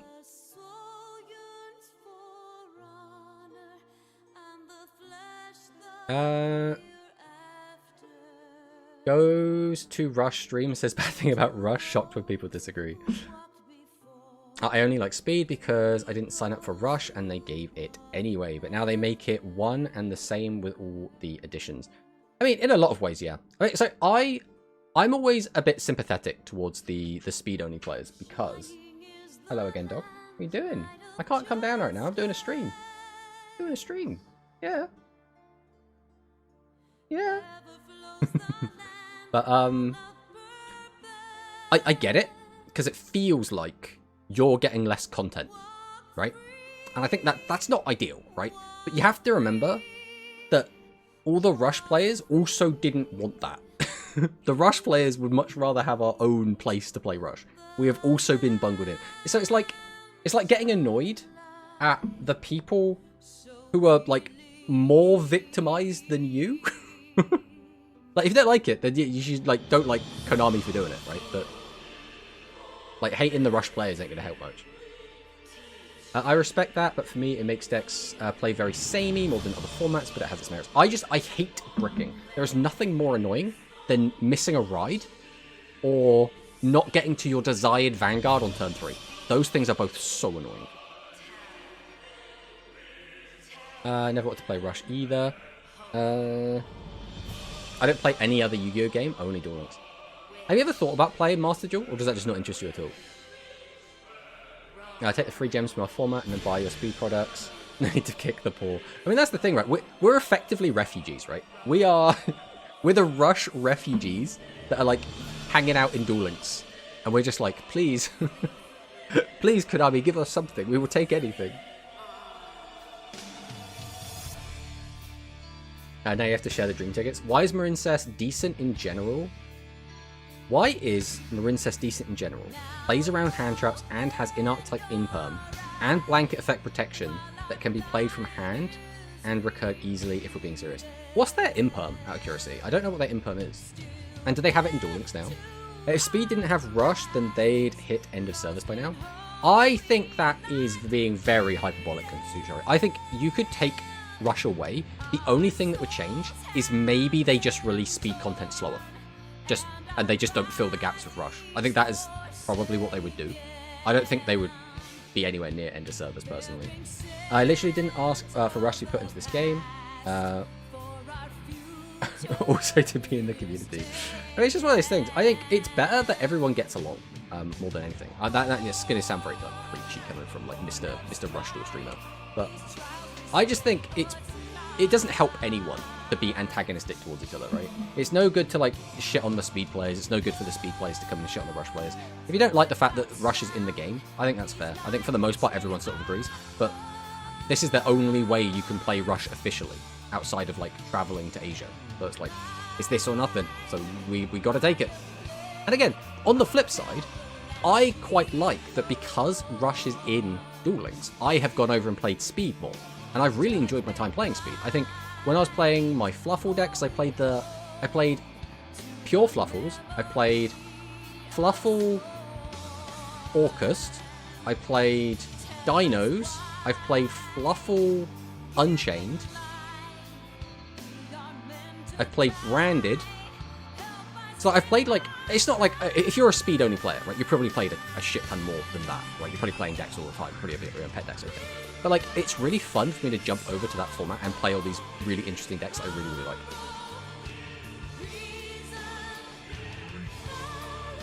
like. We live in the Duel Links basement eating cereal for a living with 1 box per yearly season. Yeah, basically, right? We're very much down bad. At least we found a new friend for Kinfriend. I'll shit on both of us as a Master Duel player. You can hate Speed, you can hate Rush, we all hate Konami. That is the only correct take. Alright, the other new card that we got, our Rush card. Ultimate Flag Beast Lead or Lead Unicorn. I keep going back and forth on this. The reason I started calling this Lead is because of Lead Yolk. Or what was it called in the Japanese? Like Lead Killer or something? I can't remember what it's called. But I'm not sure how you're supposed to pronounce this card. Regardless, if you have 3 or more light entry monsters in your graveyard, change 1 face up level 4 or lower monster on your opponent's field to face down defense position. I mean, right now, this is going to be useful against, like, Gradius?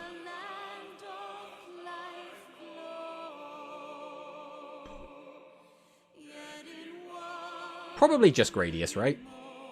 And like, useful is also a strong term, right? Then you can special summon 1 level 5 machine type monster from your hand. Level 5, exactly. And, you know, if anyone's watched my video, that means you can't summon Cyber Dragon because of the way the skill works, so it's like, ugh. So the best thing to summon off this could be the Rhino, but Rhino's kind of ass. I think in a way, focusing on only one format makes one format frustrated with the game. That's why I play both. I think both formats are really fun, for different reasons entirely. The one thing I don't really want to do myself is I don't really have much love for Master Duel itself. That's the only one where I'm like, Because, like, I've played Master Duel. I got to, like, max rank in Master Duel. I didn't... And I actually played through in a pretty bad meta as well. I played the launch Master Duel meta, which means it was, like, floodgates and constant negates, and it was very yikes. Right, we're in an ad break.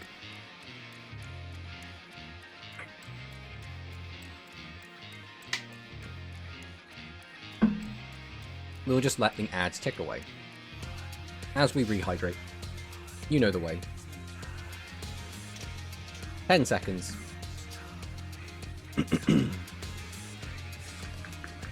3, 2, 1. Welcome back from the edges. My stream time is 50% shitting on Konami. Bam. If you want the ultimate Konami hater, Monosync is your man. Acebreaker Turbo goes burr. Acebreaker was coolest Yuga boss. I think so as well.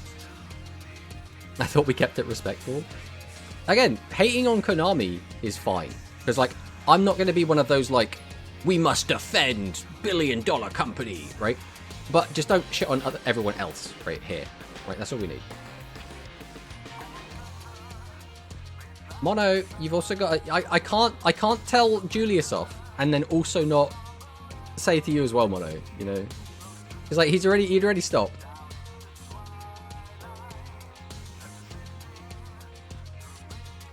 Alright, this is getting a bit silly though, so I'm gonna have to time some people out, I think. Unfortunately, as much as I don't really want to.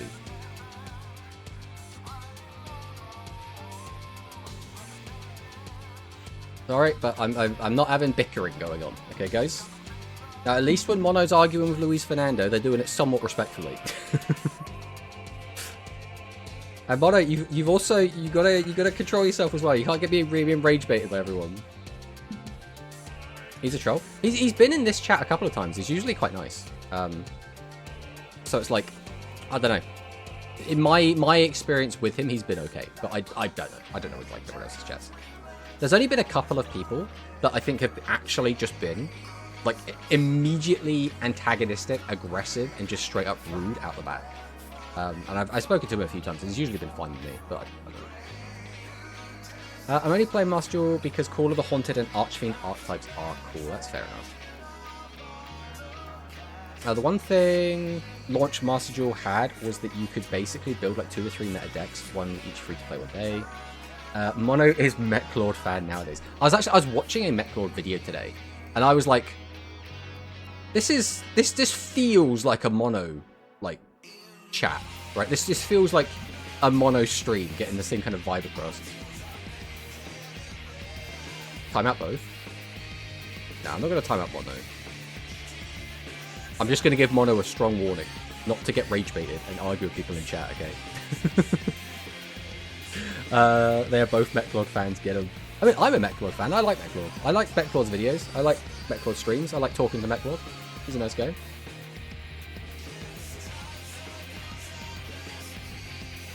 A human Tamias Mitchin. No hate to Metlord, but he does complain. A new rush... I mean, yeah. Metlord's content is complaining, like... It doesn't mean I dislike it, right? A new rush OCG stuff is interesting. I mean, he got banned in other Twitch chats before. Is Metlord real? I thought it was only a parody. And Mono is really angry at the state of Duelins. I mean, that's fair. I can't... You know, he could be angry with it. I think he sometimes exaggerates for clicks, but it's enjoyable. Yes. So talking about Lead Unicorn. This is the skill that we've had leaked, right? So it can be activated by revealing a monster with 2,500 attack from your hand on turn 2 onwards if all of the monsters in your deck are light machine type level 7 or lower monsters with 1,600 less attack, 2,400 or more attack, 200 defense, or blah, blah, blah, blah. So now the question becomes, what is this deck actually going to look like? So your deck has to be light machines. They all have to be light machines. Then they have to have either 200 defense or 1,600 or more defense. So how many low-level monsters can you actually put in this deck?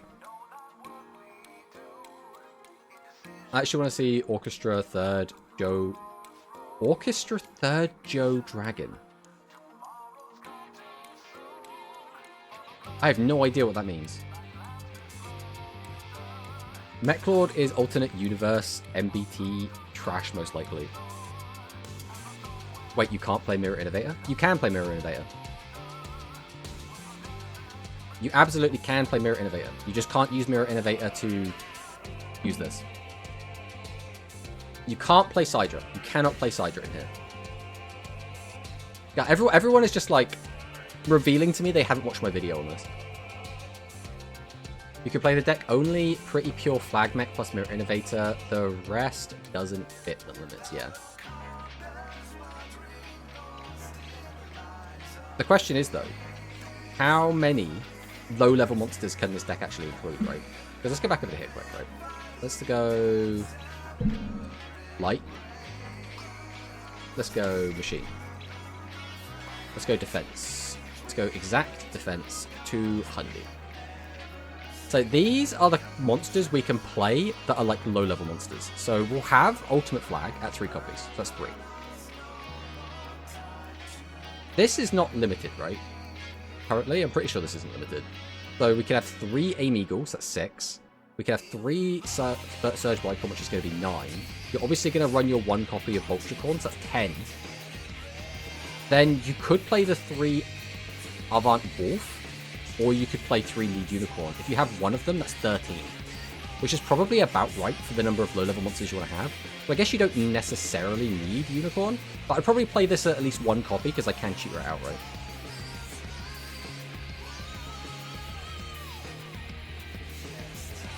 Fake Tomato fans. You can show any of the big 3 flag mech to search any of the smaller flag mech. The thing is, I don't know if you're going to bother playing Gold Rush or Tough Striker. I'm not sure yet. Hello, Alterius. Hello. It wouldn't make sense for a mech flag deck to lose their boss. Exactly. Although he's not really part of the gang, but you know what I mean. It's tough. It's tough. You can't use good millers like Reactor. Correct. Which is annoying. There's a lot of cards you can't use because they're specifically trying to keep you off of Cyber Dragons and they're trying to keep you off of Gradius. They're the 2 big ones. Maybe use the field spell that mills too. That doesn't seem great. If, you know... But hello, Ursus, by the way. I don't know when you joined the chat. I think you've been kind of stealthily snuck in because the name is a very similar colour to a lot of other names in here. Have you seen the new dueling support in Rush OCG? Yes, B, we have. We're going to go over it shortly. We might look over it sooner than later, actually, because I want to go through the speed stuff, but I want to get through this because we're already talking about this now. I will look at it soon. Eagle can be played. Yes, because Eagle has 200 defense. All it has to have is 1600 or less attack. So it does, because it's got 200 attack. And exactly 200 defense or 1600 or more defense. So because it's got 200 defense, you can play it. Acebreaker deserves the Glaze 7's Road Get Spike and Army. I mean, I really like Acebreaker. I like mechs. I think mechs are sick. But yeah, we can add 2 monsters with 200 defense from your deck to your hand and send 1 card from your hand to the graveyard. But this is where it gets a bit weird. Because we can add 2 monsters with 200 defense, but these are the only cards we can grab. So it's like, you can't grab... You already have to have a boss. So you can't grab like a second boss, I guess, is like the downside of this.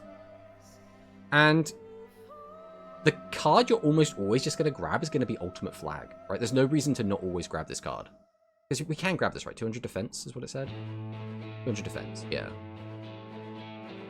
So if we grab this, send this face-up card from your field to the graveyard. Add a light attribute machine type monster with 2500 attack, defense, and or a Ace or Slash from your graveyard to your hand. Then you could special summon 1 Ultimate Flag Mech Ace Breaker from your hand face-up to your field. So obviously, in an ideal world, we already have the Ace Breaker in the graveyard or in hand. Because we need to have something in hand in order to use the skill, right? I mean, this isn't once per turn either, so you could just grab 2 of these. If we can get Ace Sword Slash and Ace Breaker into the graveyard, you could just search out 2 of these, summon it out, use the effect, grab it back. The only downside is you need to be playing enough 2500, 1600 defense that you can keep having extra copies of them in your graveyard. Either you have to have ways to send them to the graveyard or just run loads and loads and loads, right? All cards from Flag Mech, Flag Beast theme can be played, plus Mirror Innovator. Yeah, basic. There are like some other like small ones, but I think they're particularly relevant. But yeah, it's interesting that we're getting this card and this skill. Then obviously we have the other skill, the Roman skill, nothing particularly to talk about here. This could be good, but we're going to have to see what cards we get. If we get some really good cards, this could be kind of crazy. If we don't get really good card. It's going to be kind of mid, right? So now, we'll talk about the event we have currently. Infiltrate Treasure Hunter Girls. So, what do you guys think about the Marincess stuff? Anyone excited about the Marincess stuff? Better than V-Friend. I like V-Friend, it's just the skill wasn't good enough for it, in my opinion. We've got a link for once per turn during each standby phase, you can banish one water monster from your graveyard or face up field, draw a card. Each time a monster is banished face up, this card gains 600 attack. You can send one water monster from your hand to the graveyard to summon one of your banished monsters. You can use the effect. Okay. I mean, it seems like it does a lot. Effect damage inflicted to your opponent by Trickstar linked monsters linked to this card are doubled. I guess that puts them back to normal? If your opponent takes any damage by a Trickstar monster's effect, this card gains attack damage they took. Once per turn during the end phase, this card is attacked. This turn, this card, the attack gained from this effect returns to 0, and then you can add a Trickstar monster from your graveyard to your hand. Alright. We already have that one. This is the other new one. So, you can target a Marincess card you control, especially this card from your hand. If you do, it gains the following effect. While this card's in the monster zone, the targeted card cannot be destroyed by your opponent's card effect. Okay, it's just like powers adjacent. You can banish this card from your graveyard, then target one Marincess Link monster you control. Could put one Marincess Link monster from your graveyard. I don't know what relevance that has, but I'm sure it will have some sort of relevance. Wow, that didn't even talk long enough about it for me to spam chat with Roman emotes. Bam. That's it. It's gone. Not opening the new box. I assume that means you have no interest in the new box then, Bismarck. I don't know. It's not doing a lot for me, but you know, it is what it is. Where my Trickstar support Konami, Marincess is neat. Marincess is uninteresting in my opinion. We're getting all flavors of the spectrum, also. Good, but not very hopeful. I'm going to open it though. Basically, every deck in this box is just Towers Turbo. That's funny. Is that gonna matter? Because doesn't that just mean people just can play more kaijus? Surely they release a secret rocket support card. I wouldn't get too excited for that. Alright, before we jump into the rest of the speed stuff, since people have been very much wanting it, we'll talk about the Rush stuff. So, we'll talk about the Rush OCG stuff, because this is the big stuff that is also going to be the coping and Rush coming to Duel Links, right? That's kind of the whole gist of today's stream, so we're going to get into that.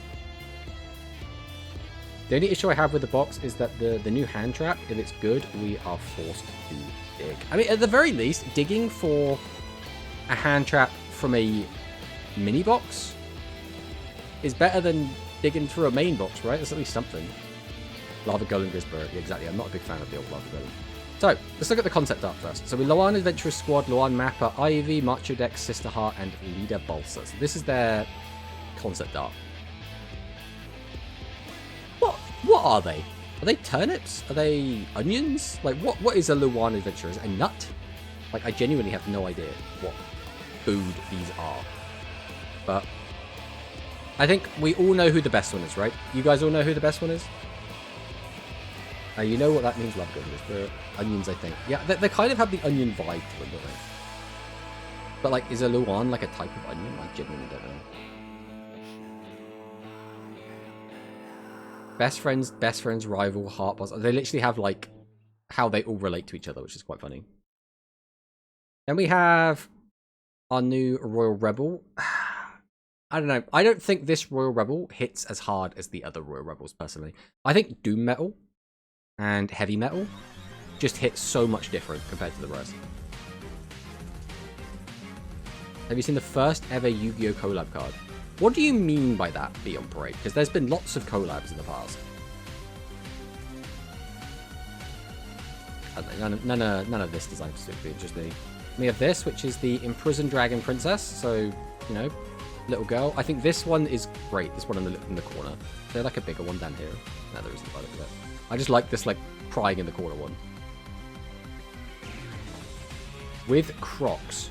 Well, the thing is, there's already been a ton of collabs in Yu-Gi-Oh! Like, in Rush, especially. There's already been tons of them, so I haven't seen a Crocs one.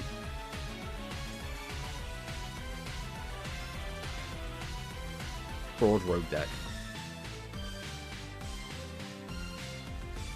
Then we have the Healthy Sati. Which again, I don't know. The healthy cards are like, they're fine. They're not my cup of tea, personally. I don't really like their effects.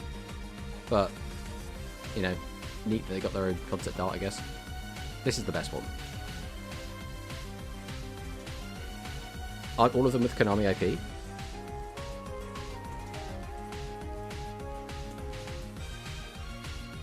Maybe?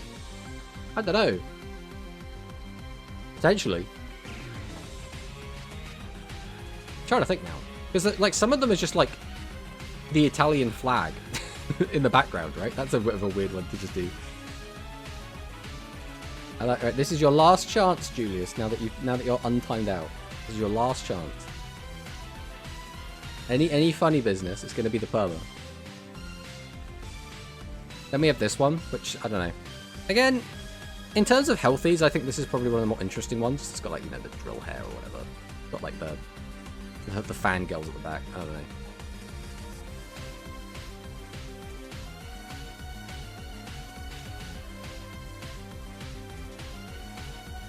Like, I usually like concept art, but, like, this is just not my vibe, like, at all.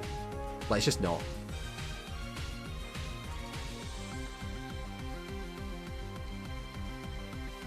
Healthy, can you remind us of their effects?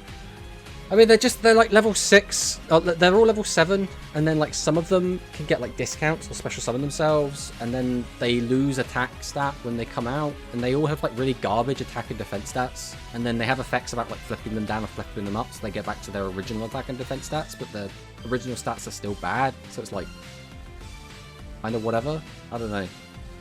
It's just not a great designed archetype, in my opinion.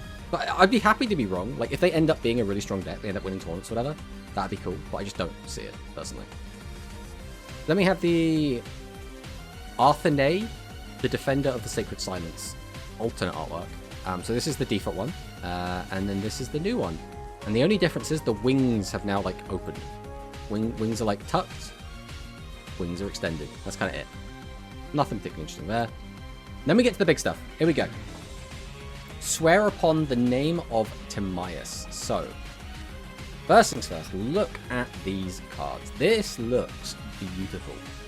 Like, Timaeus looks good in this. Dark Magician looks amazing, because usually the only time you get to see Dark Magician as a knight, like this, is in the Dark Magician the Dragon Knight card, which obviously this is that card. But in that, his artwork, he's tiny. He's like this little tiny guy on the back of big old Timaeus. Whereas here, he's like front and center. You actually get to see what it looks like, and I think he looks sick. Over here, obviously, Dark Magician Girl. You do get to see a bit more of Dark Magician Girl, because it's zoomed in a bit more on her in the other art, but this still looks absolutely fantastic. I absolutely love these cards.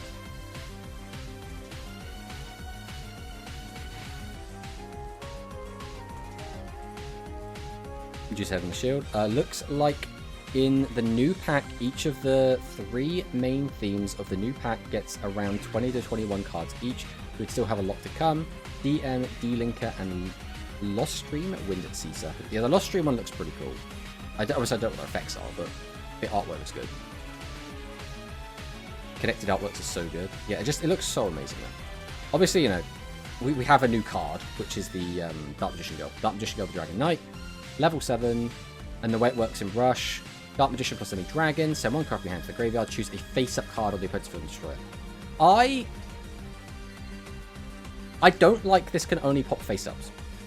It's quite expensive having to discard a card to get the pop anyway. And then it has to be a face-up. Which, I mean, in some situations it's not going to matter. But this now means you can't hit back row with it. Now, Dark Magician as an archetype already has a lot of, like, protection built in. And you already have things like Dark Magic Attack, which you could use to get rid of your opponent's back row anyway. But it would still be nice to have a back row hate option that wasn't Dark Magic Attack, right? The Sea Serpent will get one too, holy. Oh, do you actually think it's going to get one of these? Like a 2-part? Have they announced that somewhere? Because I genuinely have no idea. So let me get these two. So this is Dark Magician. What is this card? This isn't Dark Magician the Dragon Knight, is it? No, that's the other one. So this is Amulet Dragon. Okay. So first off, we have Pitch Dark Eradicator Sorceress. That's this guy over here. So his effect is a bit mid, but he's kind of cool, right? So level 7 Dark Spellcaster, level 7 choose 7 treasures, for example. Attack 21, Defense 17. You can pay 800 life points to special summon this card from your hand to your field and face up defense position. So 800 life points, I'd rather not pay that. At the same time, free body. While in the graveyard, this card's name becomes Dark Magician, and if you activated a normal spell card this turn, inflict 500 damage to your opponent. So, the downside of this is, why would you ever want this on your field? There's no real reason to get it out, other than Lamau burn for 500 once. Like, whatever, right? But, if you get this card in the graveyard, this becomes really, really good, because we do have a Miracle Fusion for Dark Magician, so having more copies of Dark Magician and get one in the graveyard is really, really strong. So, it's fine, I guess. Then Amulet Dragon, Dark Magician plus a Dragon monster. During the main phase, this card was fusion summoned. Choose any number of spell cards in the graveyard. While this card remains face up against 100 attack times the number of chosen cards, then shuffle chosen cards into the Rose deck. So this is actually quite a good effect as well. It's not like crazy, but like this would see play. Definitely going to be an FTK machine. I wonder if Amulet Dragon could become its own mini package in decks with Veteran Curse plus Jet Black Executor. I mean, potentially.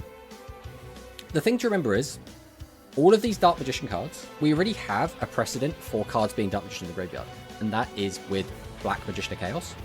So, because of that, you might not even need to play stuff like Jet Black Executor, or, you know, Pitch Dark Excavator Sorcerer, because they're not allowed to say black, because that's not how we do things. So, because of that, you might not even need to play this guy. Like, you might just be able to play effectively the ritual deck, and then just chuck all this stuff in, which would be interesting. I don't know if it'd be the best way to play it, but it's definitely an option. So then we have the Allied Dark Magicians. So right, this might not be a popular take. I think this looks a bit crap. First up, we're looking at Timaeus' back and his ass, which, I don't know if you guys know this, is not the most flattering parts of a dragon. So for me, they have absolutely failed to capture Timaeus correctly here. And then beyond that, the other half of it is just massive Dark Magician as a spell card, which, like, also is not a particularly interesting spell card. Art. I don't know. I don't like this. I think it just looks bad. Like, the actual art itself, like, Dark Magician looks good. The back of Timaeus looks good. As card art, this looks bad. I just don't like this. I do not like this still. My theory is that Hive Consciousness is that the DSOD crew is talking about in Duel Links has connections to the gates, which draws dual monsters to the Kyber virtual world. Yeah, I mean, could be. Depends on who you ask. Artwork is Cheeks' Yu-Gi-Oh! logo over Timaeus' face. But it doesn't matter. The amount of space here is so small that Timaeus' face is tiny regardless. I don't know. I just don't think this looks good. But the effects are, during the turn you've not activated the Allied Dark Magicians, if there is a face-up dragon-type monster on your field, choose one Dark Magician or Dark Magician Girl in your hand or graveyard and special summon it to your field face up. A monster special summoned by its effect gains 500 attack. So, once per turn, choose a Dark Magician or a Dark Magician Girl in your hand or graveyard, special summon it. Now again, you can bring back your Pitch Dark Eradicated Sorcerer. You could also bring back a Black Magician of Chaos. So, does stuff. Gain 500 attack. Not bad. This card is fine. Then we have the United Front with Timaeus. This is where things get spicy. During a turn you've not activated it, so hard once. Fusion summon a dragon monster that specifically mentions either Dark Magician or Dark Magician Girl as material by shuffling 2 dark monsters from your graveyard into the deck as material, except fusion monsters. But bam, we have a Miracle Fusion for Dark Magician. Very, very powerful. Worst versions of Duel for Dark Magicians. It is, but Duel only summons specifically 2500 attack monsters, right? So you cannot use Duel to bring back Pitch, and you cannot use Duel to bring back Black Magician of Chaos. So it depends, right, what you've got in the graveyard. Because if you don't have a skill that, like, forces a Dark Magician into the graveyard, you're not playing like Dark Eradicated Warlock, you might not have cards you could summon back with Duel. Now bring back Eradicator, that's another 500 burn. Definite FTK coming. I don't like how this card is Eradicator when we already have an Eradicator, right? We have too many Eradicators now. It's going to get confusing. But, now for the big stuff. The big thing that everyone's here for. Travel the Sea of Neuron with Dimension Linker. So, let's go. Let's not start here. Let's come back to this. We'll come back to this. Let's start here, because this is more important in my opinion, right? So what are we looking at here, right? This is Dimension Linker. This is new red Dimension Linker. Now, first things first, I will say, the biggest missed opportunity is her not having the event dual gate behind her. I think it would have been cooler if she had a red gate behind her, as well as like in a sword or whatever she's got there. Was it gun? I can't even tell what's going on there. Now the important thing. The new OCG Cyburst confirms next anime will be Rush plus mainline Yu-Gi-Oh! And we will get combined world copium. You see, the thing is, when you use the word confirm... also true about the event gate, true. So she has this... It's hard to like make out what this is. I'm going to get closer to my screen. It's a gun? I'm pretty sure this is a gun. So it's got... The event gate is part of the gun. Right, that's this bit. And we have the skill here, right? So we have like a skill, a legendary skill specifically. And then she has, so she has a skill event gun. The rest of it is pretty standard. She's got like a deck case, or like a deck case on each thing, it looks like. Or I assume these are like magazines for her skill gun. But, you know, looking pretty good. Either way, it's more Dimension Linker support, right? Event gate plus she has the skill symbol / button. Exactly. So this is Dimension Roulette. So level 8. 2200 attack, 2000 defense. You can send one other card from your hand to the graveyard, special summon this card from your hand to face the defense position. That is a bit expensive, have to give up a card. Send the top card of your deck to the graveyard. Choose one face-up monster on the field, change its battle position. So if you summon this in defense, you can change it back to attack and then attack with it. Otherwise, you could change the battle position of your opponent's monster, which can be really, really useful. If your opponent shadies you, you could then also send a card from your hand, summon this out, and then flip up your other monster that was flipped face down, so it's now face up again.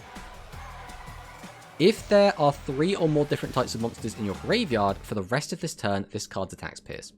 Which, it's only 22. It's not like the biggest thing ever, but having things is pretty good, right? She's the reason we got the worm skill. Enhance. Also, I think Rush Dark Magician is a Thames magician, which is why the TCG world, after he went to the Afterlife and Neuron world, depicts gates between the Terminal Bridge dimension. I'm not going to lie to you, Dismay. I don't follow the Duel Links lore that much. So I appreciate you're saying all this, and I am somewhat interested, but I'm struggling to follow along entirely. I'm just letting you know that. A missed opportunity for making her 2500 for skill. I mean, we'll probably get a new skill, right? They probably don't want you still playing the old one. A very high lore implication for Duel Links or Parallel. Do you think they will mention these cards at the World, since they literally Duel Links the deck? I think they will mention it if they are coming to Duel Links soon, which there is always a chance that is happening, right? But let's take a look at some of these other cards before we go up to the actual ritual monster. So Dimension Opa. So these are the 2 cards. So first things first, we have a tablet, and on the tablet we have Duel Links, right? So we have 2 roaming duelists, being our 2 Dimension Linker and our new Dimension Linker. I've already forgotten her name. We have 2 gifts hanging out here, and then in this like little chain we do have the gems icon as well. I'm not sure what the heart and the little shield thing are, but you know, they exist. Dual Trial screen left. Level 4 is crazy good. I would guess they will come on the anniversary. I mean, potentially, we don't know what they're going to do, right? But they're coming out October, I want to say, in PCG or an OCG. The one on the left. Oh. Yeah, this one. Yeah, we're going to go through the card effects, absolutely. The art over here, there's nothing really special. I mean, it's a nice looking card. She's a nice looking gal. I don't think there's any like interesting Duel Linksy stuff outside of the background going on with it. It's Gem from Duel Links. Exactly. Duel Links 2 UI redesign confirmed. Bam. Woman in chair tomato. Exactly. So Dimension Opa. Level 4, 1500 defense. Send 1 card from your hand to the graveyard. Draw 1 card. Okay, so we immediately just discard draw. If there are 3 or more different types of monsters in your graveyard, you can choose one level 8 light Cyburst effect monster in your graveyard and add it to your hand. So that's a +1. For the rest of this turn, you cannot attack with monsters except level 8 or higher Cyburst monsters. So that will get annoying sometimes. But more importantly, both of these are level 8, so you can get back either. So the best one to get back is probably going to be Reletta. But you could also get back Linker if you're on it, right? Then we have Dimension Channel. This is Girl in Chair. So, level 4, 700 attack, 500 defense. Shuffle 2 monsters from your graveyard into the deck. Increases card's level by 4. Perfect to be used as ritual material. Until the end of this turn. If you shuffled an Earth Cyburst ritual monster, which, spoiler alert, both our rituals are Earth, for this effect's requirements, you can then choose one spell card on your opponent's field and destroy it. So if we recycle our rituals, we get to pop our opponent's back row as well, which is also really, really average Duel Links player. This is literally me, guys. I'm in this chair right now. It's black instead of white, but it's basically the same, right? Do I look exactly the same? I haven't got a headset on it, but I can do this. Bam. 1-to-1. Choose the operator that can be the same for the player, which watches the perspective of all the events happening in Duel Links. Channel is the one on the left. Oprah is the trigger. Oh, right. Why have they written them in the wrong order then? That seems very silly. I suppose it doesn't really matter. It's just the attack stats slightly different, right? Then we have Nehime, the Dimensional Sworn Ally. So this is an Earth Warrior monster, I believe. Yeah, this is a Warrior monster. So already the attack restriction can get a bit annoying. But 700 attack. Reveal one Cyburst monster in your hand to your opponent. Choose a Dimension Pair Link L or Dimension Pair Link R in your graveyard and set it to your spell and trap card zone. For the rest of this turn, you cannot activate the effect of Nehime, the Dimensional Sworn Ally. So, that lets you get back one of these, because these are not maximum cards. This is just one combined art for 2 different ritual spells. New World is leaked on the card. Bam, there you go. But, what do these cards do? Ritual summon Waso Gozen Linker by sending face-up monsters from your field whose total level is 8 or more to the graveyard as material. You cannot use more than is necessary. Then you can choose one card in your hand and send it to the graveyard. If you sent a card from your hand to the graveyard, then you can choose a Dimension Reletta in your graveyard and special summon it to your field face-up defense position. So there's a lot going on there, right? We use it, 8 on board, summon out. Specifically has to make Waso Gozen Linker. But then we can choose a card in our hand and send it to the graveyard, so we exchange a card from our hand to bring back Reletta. Reletta then has the ability to change the battle position of a monster, which could be itself, or it could be one of our opponent's monsters, and then get piercing. All good so far. Then we have Dimension Pair Link R. Ritual summon Wako Gozen Reletta, so not Linker, by sending face-up monsters from your field, 8 or more, exactly the same. Then you can choose one card in your hand and send it to the graveyard. If you sent a card to the graveyard, you can choose one Dimension Linker in your graveyard and special it to your field in face-up attack position. So, this is the reason to play Dimension Linker, like the primary reason, is because you can get it back. If we have a skill, again, we're already jumping through a lot of hoops here, but if we have a skill that puts this in our graveyard, then this becomes really good to just play at one copy, and then you can just use this and bring it back, right? So that's already that. Then we got these cards. So this is our new spell card, this is our new trap card. Both arts are pretty good. Obviously, this is the event gate, right? Or the regular gate, I suppose, because it's just the blue one. I don't know what's going on here. We got what Dimension Linker, we got Burrito there. What am I looking at in these? Are these like field spells? This is the... Is this the salvage spell card? Or is this... No, these are field spells, right? This is Rainopolis? I'm trying to like work out what these are. I think this is the field spell that lets you fuse galaxy monsters from the graveyard. I don't know if anyone knows what these are. Maximum waifu. Exactly, business. Exactly. It's awkward how the deck benefits from having multiple types, and then there's a strict attack block. I mean, it just means there's going to be interesting ways to play the deck, and skilled players are going to be able to play around it better, right? One of them, the Galaxy Fusion field spell. Yeah, I'm pretty sure that's that one, right? I don't recognize what this one is down here. This looks like a little bit like the fish ritual spell as well. Some are Duelist Kingdom backgrounds. What, like this one? The issue is they're not, like, zoomed in enough. I can't even zoom in further.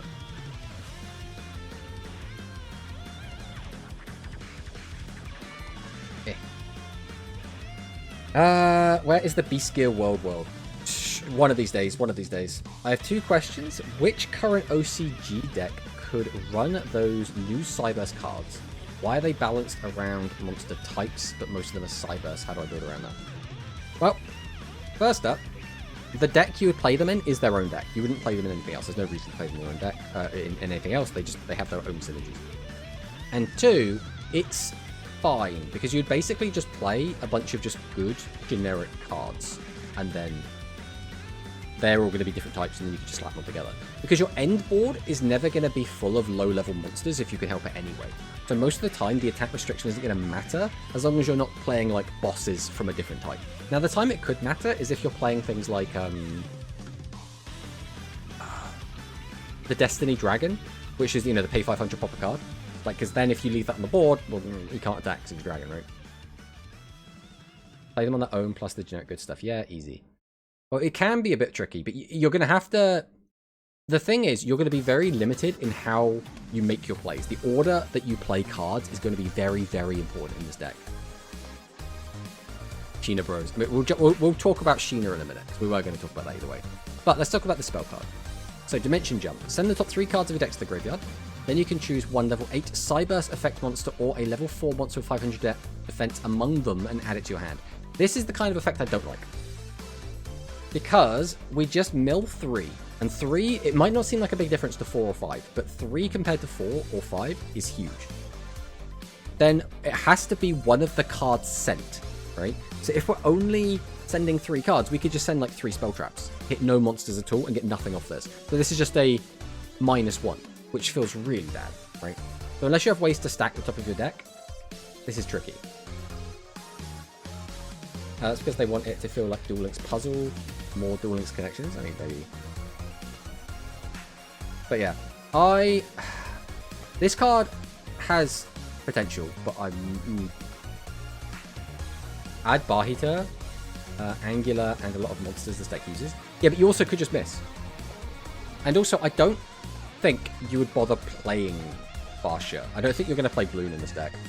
The reason I don't think you play Bloom is because there is a lot of value you can gain from... Where was it? Do we have I gone over it yet? We're not seeing it yet. Or is it just this card? Oh no, you add it to the hand. I thought it was special summon. Is there not a way to special summon a 500 defense card? Or am I just completely making that up? No, I think I am completely making it up. Oh yeah, in which case you could absolutely play Balloon in here. No reason you couldn't. I thought there was a way to special summon. I guess, because the way I was building the deck, I was also playing Ein Ritter and Legend Strike, which both special summon, which Balloon becomes a bit awkward for that. But outside of that, it would be fine. There's also a Cyberse level 7 that stacks on top. Yeah, but you wouldn't probably play it. Realistically, you're not going to put in some like garbage card that's not easy to summon, right? You'd want something in archetype that does it. So then we have Fuden Issen. So when your opponent normal or special summons a monster, you can shuffle one Cyberse monster and one non-Cyberse monster from your graveyard into the deck. Choose a face-up level 8 or lower monster on your opponent's field. So level 8 or lower is the downside here. Change it to face-down defense position. That's really good. If there is a face-up Earth Cyberse ritual monster, so if we have one of our rituals, then you can destroy the chosen monster. So everything here is good. The only iffy bit is this. This is the only iffy bit. Having to be level 8 or lower is tricky in some matchups, so I might not main deck this as a weird one, just because I hate being in a situation where I have a trap card which doesn't do anything, so I might just side it in. Does Rush OCG have any OP traps that counter maximums? It depends what we mean. Legends, there are loads of them. Like Magic Cylinder, it's fantastic into them. Storming Mirror Force, we'll get rid of them. Why is there no maintenance extended card? Well, it will come eventually, right? It doesn't have to come immediately. But now we'll go back up to the top. So these are the 2 big boss monsters of the deck are 2 ritual monsters. So, as we can see, one of them is a shrine priest slash like Taoism priest. The other one is a samurai, like a cyber samurai, I guess is the way to think of it. So, Wako Gozen Roletta. So this is the card on the left. Level 8 Earth Cyborg's Ritual effect. 2300 attack is a bit weak, if we're being honest. During the main phase, this card was Ritual Summoned. Send 1 card from your hand to the graveyard. So this is a trend we're seeing. A lot of these cards all say discard a card, which is like, it's a bit shaky, right? You don't really want to be discarding your entire hand every time you play this card. They are cosplayers, and kind of. Not D-Linker cards, but has been revealed yet. Not all. Both of these are the same girls, just old Japanese clothes. So far, we have 12 DM cards, 5 new, 7 reprints, and 11 D-Linker cards. 10 new, 1 reprint, and 1 artwork for Lost Stream so far. Their world is akin to Cyberpunk historical. Yeah, that's kind of how it feels. So, choose 1 card in your opponent's field and destroy it. Right, this is already a powerful effect. The only downside is we have to lose a card from our hand. Then, if there are 3 or more different types of monsters in your graveyard, gain 600 attack. Okay, 29. Bit more respectable. Still a bit low, if we're being honest, for a powered-up boss monster. For the rest of this turn, you cannot attack with monsters except Cyburst monsters, and you cannot activate the effect of another Roletta, so no point in stacking them. Then we have Linker. So Linker has a bit more respectable 26. 26 is still, if we're being honest, a little bit low for a ritual monster that's level 8. Continuous effect. Gain 100 attack times the number of different types of monsters in your graveyard. Now, most of the time, you're probably going to be sat around 3 to 5. So this is going to be somewhere between 29 and 31, which is still not a huge number. If there are 3 or more different types of monsters in your graveyard, this card cannot be destroyed by effects, which is a nice little protection effect. Overall, this deck has a lot of interesting stuff it can do, right? There's a lot of, like, plussing. There's also a lot of discarding. There's a lot of ways to try and make the plays happen. But, I don't know. I feel like the way I look at these cards right now is they don't seem busted. And that then brings us to, well, does that mean they wouldn't be too busted if we brought them out into Duel Links? Because, as I'm sure everyone knows, basically looking at these cards are a Duel Links reference, right? Everyone knows this. Dimension Linker came out in Duel Links. I believe even before it came out in OCG, if I remember correctly. I don't think it was a simultaneous release. I think it literally came out in Duel Links first. But it's really cool, right? So because of that, they could release them simultaneously, or again, put them in Duel Links first, if they wanted. In a lot of ways, these cards don't seem busted, right? They seem kind of fine, right? It's a prize card in an OCG Rush tournament, so Duel Links came first. Bam, there you go then. So, like, these could come to Duel Links and probably be, like, okay. Now, is it going to be able to stand up to Worms? I mean, obviously, we'd have to get skill with them. So we'd have to see what the skill looks like, but there is a chance. There's always a chance. This feels like the perfect first ritual deck for Duel Links. It's not powerful enough to warp them out. We say that, but if we click over here quick. Yeah. This was Sheena's tournament that Sheena brought to Mono's Rush tournament yesterday. This did take second place. Now, again, it wasn't like a massive tournament, right? It didn't have all of the best competitive decks. There wasn't an XYZ, for example. There wasn't any Spark cards. But it was good enough to win several games. So maybe it's stronger than we're giving it credit for. I am willing to chalk that up to, again, there wasn't a ton of meta decks in the event, as well as people hadn't played against it before, so they didn't know how to play against it necessarily. But it is something to take note of. Hello, King John. To be honest, it's too early for Ritual in Duel Links, and if they did, they would probably give us what are anime rituals rather than something generic. So, I get what you're saying, King John. I think if they were to give us rituals in, like, let's say September, October, I think this would be a really good deck to give us, but you couldn't have this as the only one, right? Because that's not how things go. When we introduced Fusion, for example, we got what? We got the Dragius Fusion, Metarian, Cyber Dragon, Elemental Hero. Wait, did we even get the Dragiest Fusion on release? Maybe it was just the 7's Fusion. I'm actually forgetting now. What were the original ones? And also the music stopped. Typical. This is the issue. Is my memory is awful. So it would have been... Nope, not that one. This one.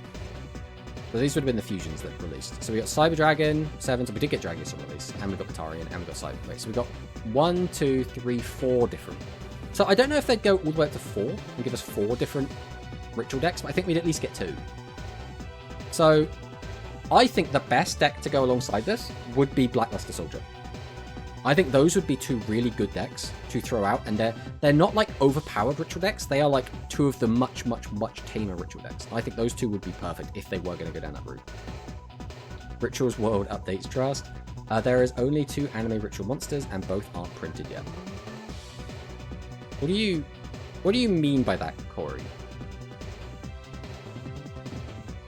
Oh, you're talking about as in anime, like from the Go Rush anime? Yeah, in which case, yeah, for that. But I think that they're more likely to do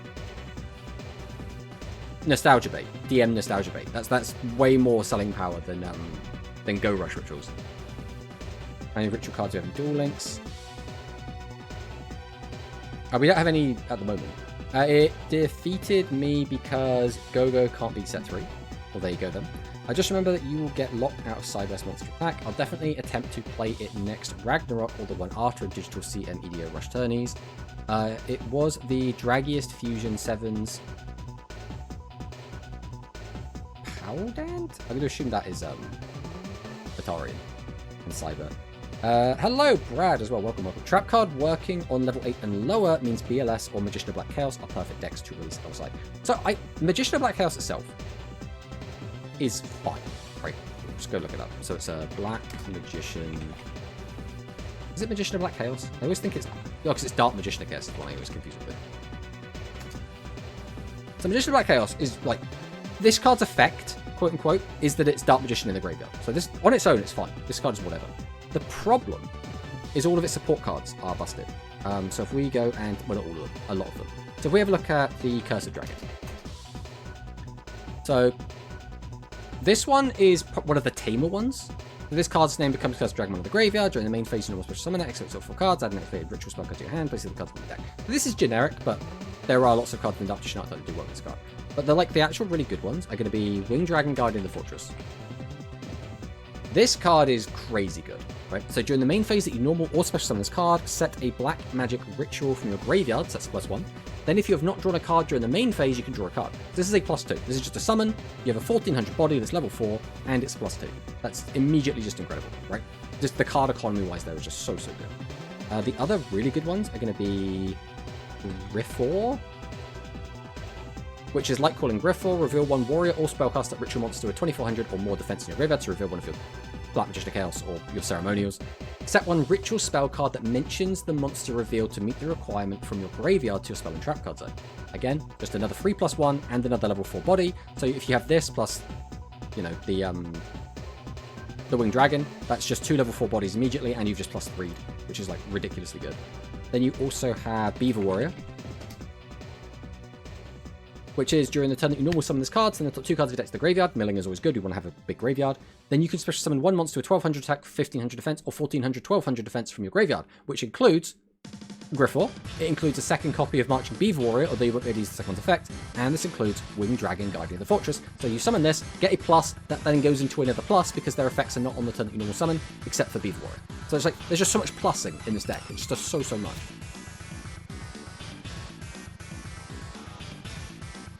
Let's try and catch up the chat again. I wish they would release a special ritual box, like an in-between mini and main, so they could fit more ritual decks in it. The main problem is the only 2 enemy rituals aren't even anime rituals aren't printed. I don't think that matters. I don't think that matters at all, personally. Not necessarily with every card, of course. 2030 will get them, don't worry. Ritual monsters used in the anime. Fortress Well Pog. Transamu, Diskarma, Rhynak, and Wish of the Outerverse. I don't like either of those cards, and I don't think Konami is going to care too much about it. Because the thing is, if we were getting a world update, right? If we were getting, whoa, Rush, Go Rush world update, Ritual update, here it is, massive thing, here's all these new characters. If we did that, I think they would care more about putting anime Go Rush rituals in. If it's just, here's a new mechanic, here's a boss, go. I don't think they would give a shit, personally. I don't think they would care about putting in the specific Go Rush anime rituals. I don't think it's just going to be high on the priority list whatsoever. Super Warline Ritual, exactly. They would save a Sengoku Otis, and the former is already kind of hard. Well, it's not out yet, right? Well, oh, I mean, they could print both those cards whenever they want, realistically. Time for Majesty of Outerverse, Transcend, Diskarma, Rhynak to be in the first, be in Duel Links first. I mean, they could, it'd be weird, but they could. Release Zera the Man, Fortress Well, and Super Warline. I hope they don't be, and that's because Warline and Fortress Well are actually pretty good. Zera the Man is probably one of the weaker ones that could come out, but I don't think we would want Super Warline and Fortress Well straight away. Support plus consistency will be silly. Works with BLS as well. It does, to a certain extent. I'd rather them invent busted skill that does that. So add the ritual but skill lock the support. Well, you're missing the point, Shari. It isn't that other decks could use those cards. It's that those cards are broken. It's like, if you got the Dark Magician, if you got Magician of Black Chaos and all of its support cards, that deck is going to plus a million and wipe your entire board and then just kill you. Especially if you got a skill that makes doing that easier, which, considering it's a ritual deck, you're probably going to get a skill that gets you your ritual spell card, or something along those lines, right? It's going to make it easier in some way or another. So, I just don't see it. Whereas BLS, that deck's kind of mid, so that could come out in Duel Links and then give it an actual skill, like an actual skill that does something interesting. Maybe even searching 2 and discarding 1. And that deck could actually be quite good. Would you be against a skill that sends a normal ritual monster from extra deck to graveyard for decks that need it? I think that'd be fine. I think you could even go a step further and just create one in graveyard. So keep them all in your extra deck, but just make another one. Like, screw it. I don't think it matters. Do whatever, right? As long as the deck's fun, and as long as it's, like, somewhat balanced, that's what we're aiming for. Nothing else really matters beyond that, for me, personally. Imagine if they do, it'd be so funny. How do we kill worms? Well, we wait until a ban list. It's almost been 2 months, right? So we could get hit soon. They could get hit, like, sooner than later at this point. Are those good because of the support around Whale and Lion? Yeah, it's basically all the support. Lion is the big one. I haven't played Whale a lot. But Super Warline has a lot of really good support cards. So this one is incredible. Frenzied Panda is so good. So send a face-up beast-type effect monster from your field to the graveyard, which could just be himself. Special summon a beast-type non-effect monster from your graveyard face-up to your field. So you just grab Super Warline from the graveyard. If you special summon Super Warline by this effect, you can destroy 1 monster on the opponent's field. So you just summon this out, replace it with a Warline, and pop a card on the field. That's already just amazing. Then you've got Gavras, which is a continuous effect. Face-up beast-type monsters in your field gain attack equal to the number of face-up beast-type non-effect monsters in your field times 500. So ideally you get out 2 Super Warlines in this, and then all of your monsters are getting 1000 attack, and then your Super Warlines inflict piercing damage, so you'd get 2 3300 pierces, which is not actually that difficult to get out. Then you've got Warline Assault, ritual summon Super Warline by sending a face-up beast monsters from your field to the graveyard, whose total levels are 7 or more as material. The monster special summon gains 2000 attack. So what you'll often do is use Warline Ritual to summon out a Super Warline. Then you can activate Warline Assault to get rid of your Warline to summon out another Warline that gets an extra 2000 attack, which sometimes is enough to win the game. Then there's Warline Battleground as well. This card name becomes Warline Assault while in the graveyard, because there are some cards that interact with that. If you have Super Warline face up on your field, shuffle 1 monster from your graveyard into the deck, make up to 3 face up beast monsters gain 1000 attack. Which again, combined with all the rest of these cards, you can just see how crazy this can get. This is a really fun, simplistic OTK deck, but it's really fun to play, and I really, really like it. Hungry Burger would be nice. Hungry Burger would be nice. But Hungry Burger is sort of like this deck, where it's going to be balls to the walls aggression, and you're just going to try and kill your opponent instantly. Which I'm not sure how fun that would be, right? I like Warlion just because, like, I don't know, man. There's something super nostalgic about Super Warlion. I never owned this card as a child. This was from like a tournament pack or some shit. But it's cool to see one of these like old, like useless cards actually doing something. I think that's awesome. Fortress Whale plus Fusion Fish is super fun to play and actually gets tops from time to time. There you go then. I mean, yeah, Super Warline is usually combined with Animagica, and that's how it plays competitively. We should use all of them. So what I mean is that it doesn't get a skill. I like Execute. The thing is, you could do that, but does anyone want that? Like, if they bring out rituals, and then they go, oh, here you go, guys. Here's a bunch of ritual decks. And all of them don't have real skills. Wouldn't that be really boring? Because, like, they're like, oh, we've got to try and balance this. We don't want them to be too overpowered. If anything, you'd almost want to go the opposite extreme, where you want the ritual decks to all power creep everything that currently exists. Treat it as like a soft reset, and then make it so all the new skills that come out get to be actually completely bonkers. The downside there is now you've got so much power creep in 6k life point format, and OTKs were already prevalent. If you do that, OTKs are just going to be even more prevalent. And then it just goes back to, did you draw the trap cards so you don't die in one turn? Which is also not fun gameplay. So, like, it's really difficult. It's really, really difficult to, like, strike a balance here. Because what I would do, if I was in charge of Konami, right? If I was the big head honcho, I would make life points doubled. I think 12,000 life points is where I would actually put them. Which sounds insane, but there are some decks that can still OTK you through 12,000, so maybe that's not even high enough. But 12,000 life points, and then I would give all of the ritual decks a good skill that makes summoning the ritual monsters very, very easy. And then every time a new deck comes out, I would give it the most overpowered skills you've ever seen, just to bring them up to the level of a good skilled ritual deck. And then I would treat it as like a soft reset.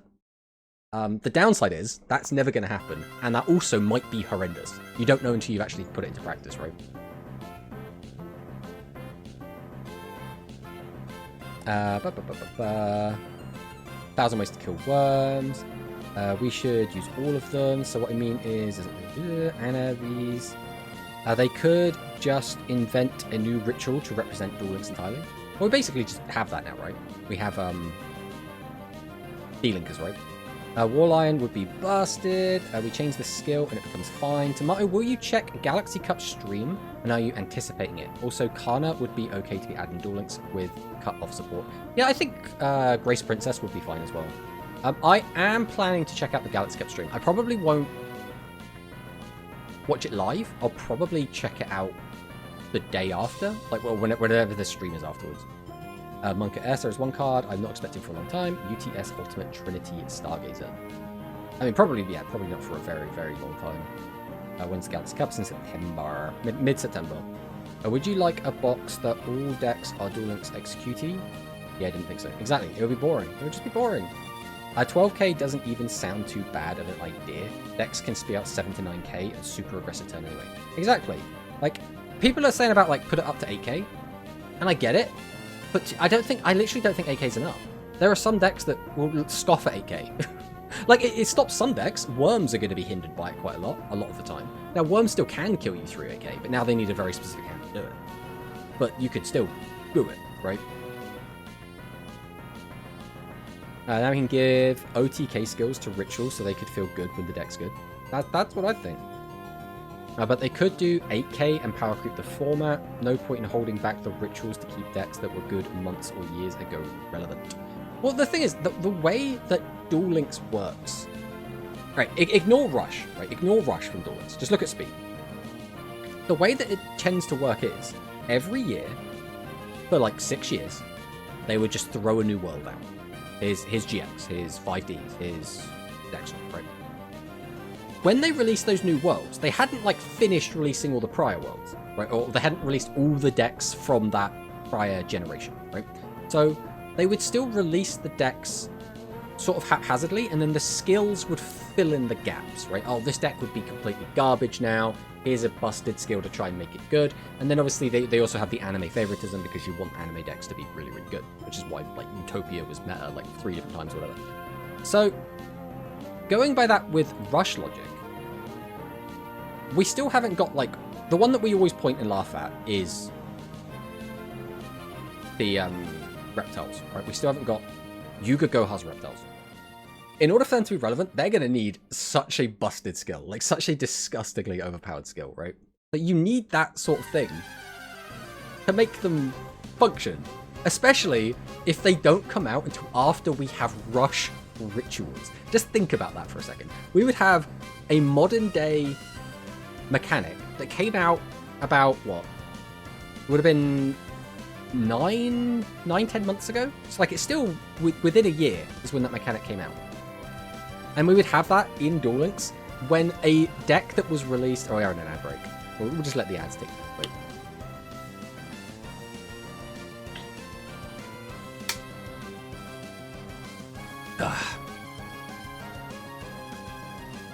You know what? I'm going to go for the double swig. Always got to rehydrate.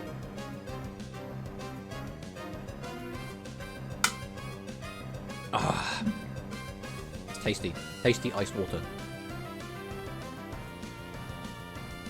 Yes. Welcome back, everyone, from the edges. I've actually lost track of what we're saying. I just rehydrated twice. So.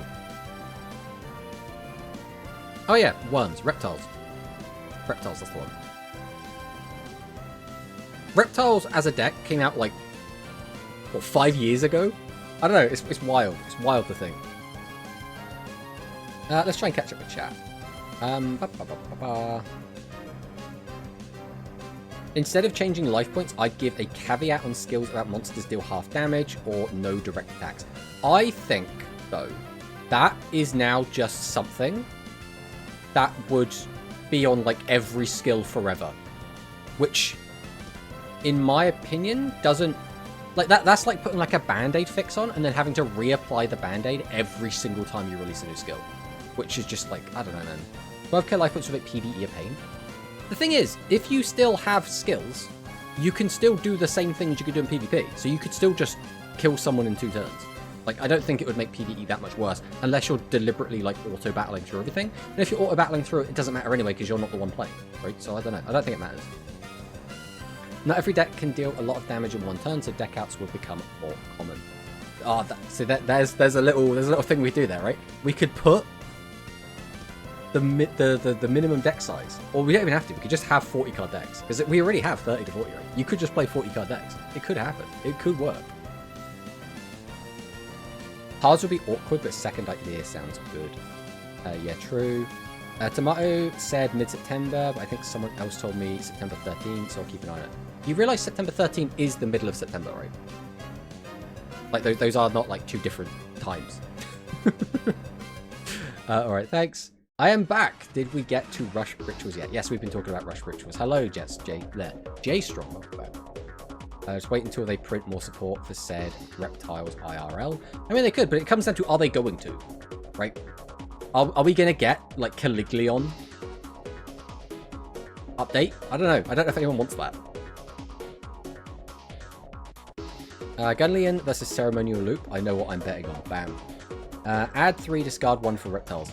Disgusting. We've broken the game. -1 tribute for the boss. We could make it sweeter, right? We could make it even better than that. We gotta, like... What about... Add 4, discard 2. Craft your own hand. I think it could be good. Also, no Angel of Blue Tears for Marin Sisters Trickstar. I am Madge. Well... Maybe that'll be the rerun, eh? You want Reptiles tier 0? Exactly. Before the ad, you're talking about how Psychics are the best deck and should get more buffs. I mean, Psychics are a cool deck. And we already know we're getting more buffs, right? So, 1 tribute off Chameleon versus Black Chaos Ritual skill. Hello, Baj. Welcome on in. You've got us yapping. I mean, let's be honest, it's a Tomato Sauce stream. What is there other than yapping, to be fair? Actually, I thought 16 onwards would be mid-September. Teaching me how things... thank you for teaching me. Well, so if you're talking about, like, directly halfway, right?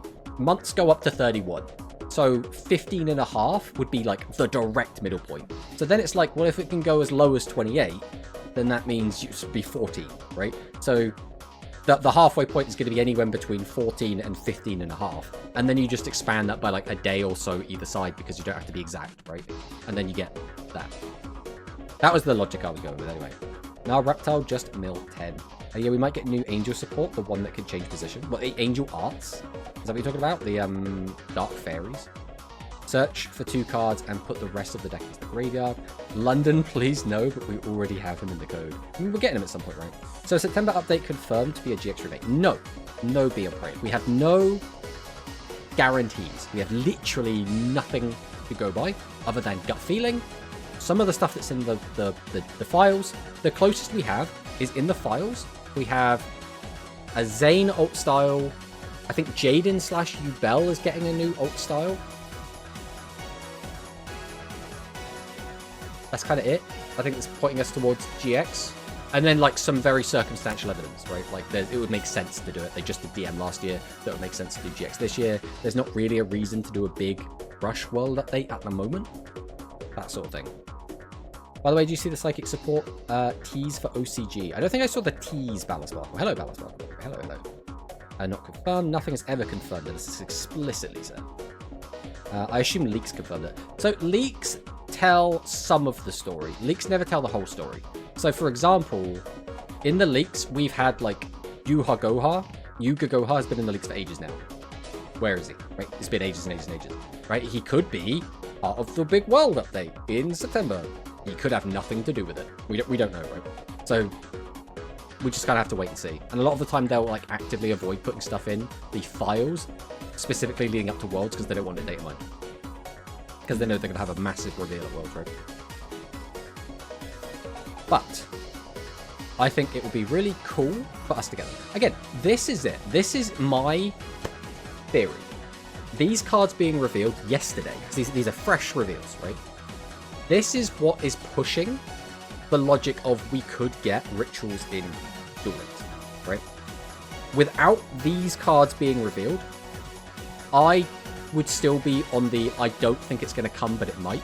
Now I'm leaning more towards there's a good chance these actually come out in September. Like, or September or October, something around those lines. Because, again, assuming they do a big world update, and it's a GX world update, they would just be like, speed, speed, speed. And then after that, we get the big rush stuff, which would just be this. Which would just be a box, effectively. I would expect it to be much more than that. We have Rush Duel Ritual in the Duel Links files since before they appeared in the Go Rush anime too. I mean, yes, but it doesn't really mean much, right? I think it's just like, there should be something for everything just in the back end. Non-Yami Merrick was in leaks for 10 years or something. Yeah, exactly. Leaks just show stuff that Konami did in the code. It can take a year for them to do something. Hello, Shade the Dark. Welcome, welcome. We are likely to get a 3rd mini in a row for Rush. I mean, so let's take a look. So we have mini, deck build, mini, structure, mini. That's where we're at the moment.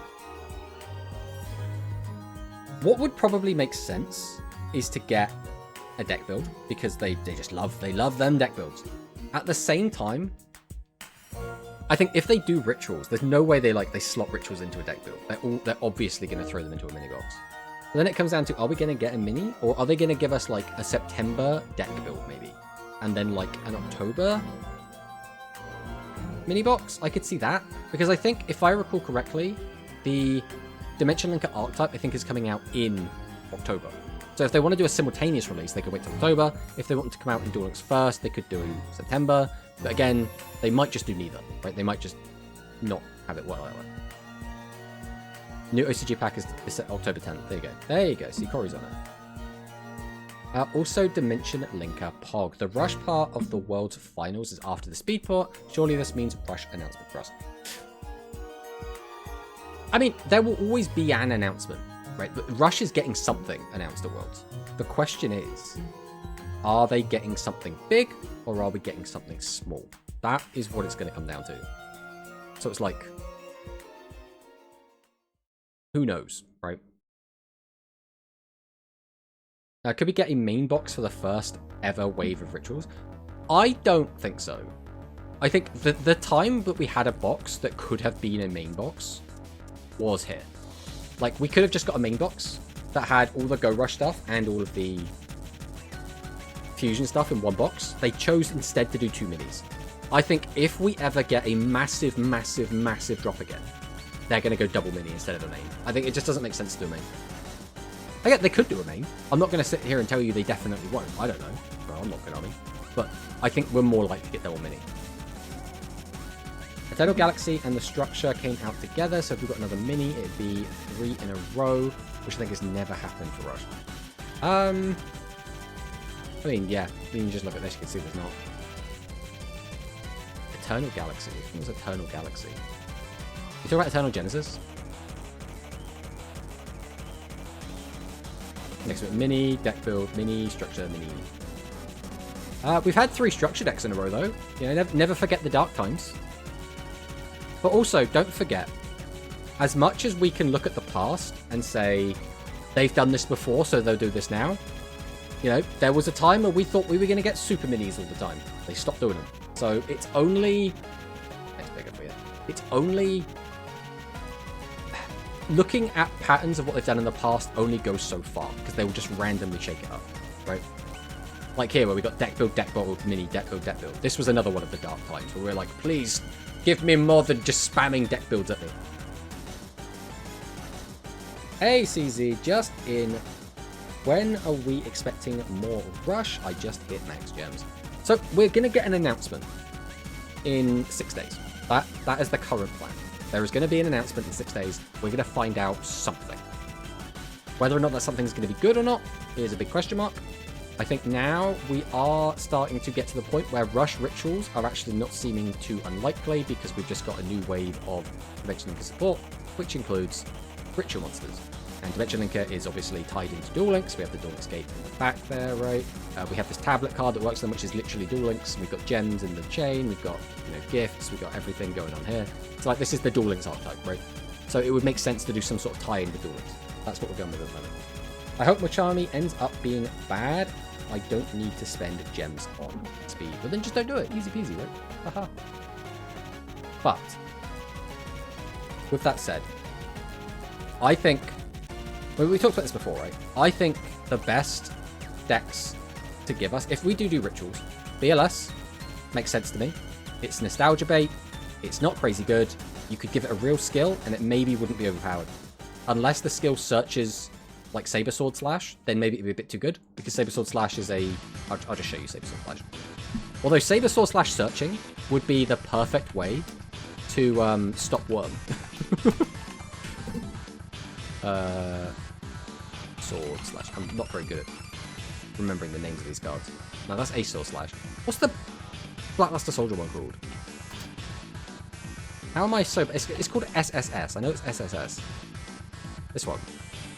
Super Soldier Strike. That's the one. Super... I'm just going to search it again. I'm so bad at this. Alright, this card. This card, if this card is searchable, this just absolutely craps all over Worms, right?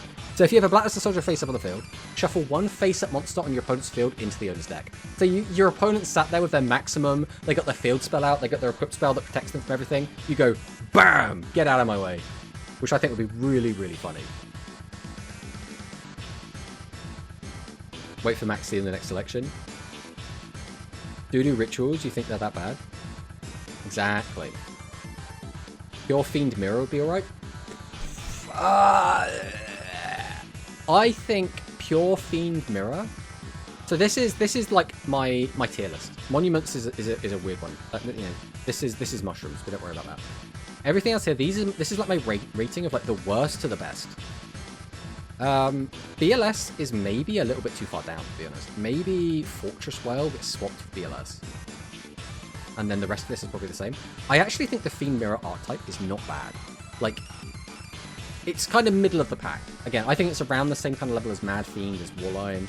But then again, you could maybe argue that I'm rating Plasmatic Model too high. I just think Plasmatic Model is a really good archetype.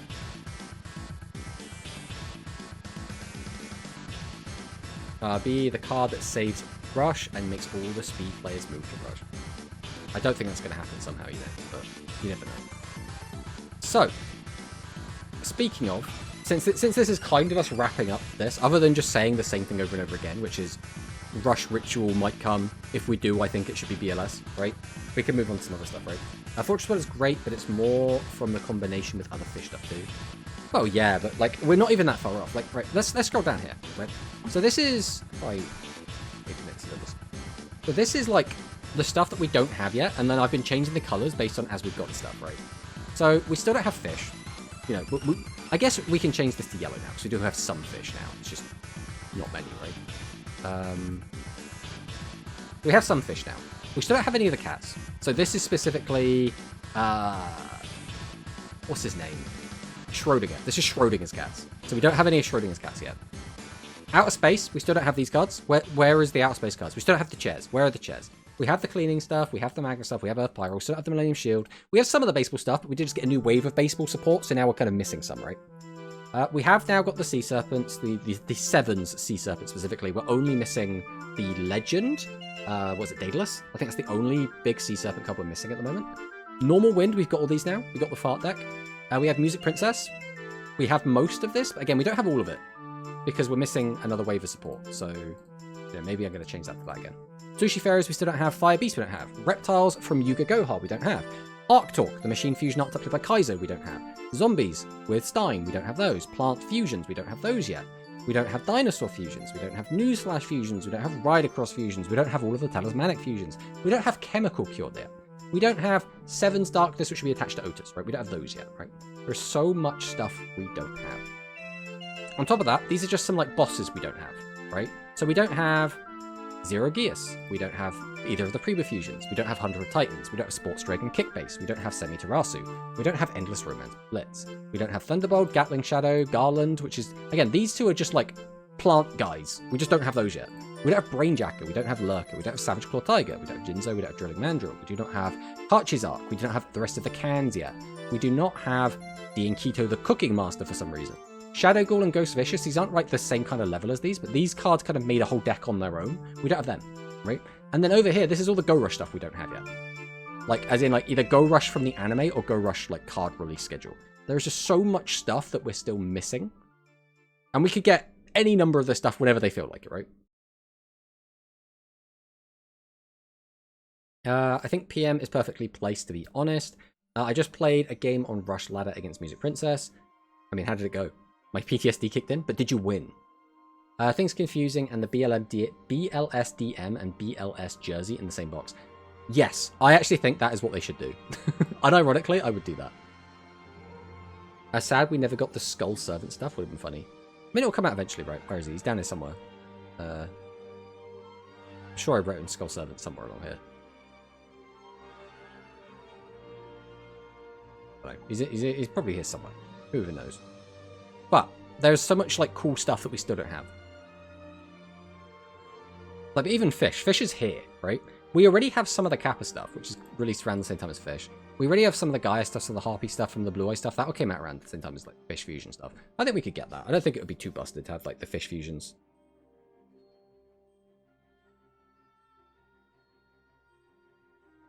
Dino with Goblin Draw Spell.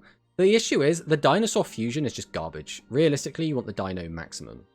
That's what's going to make the deck like good. It's down here some. Don't know where it is.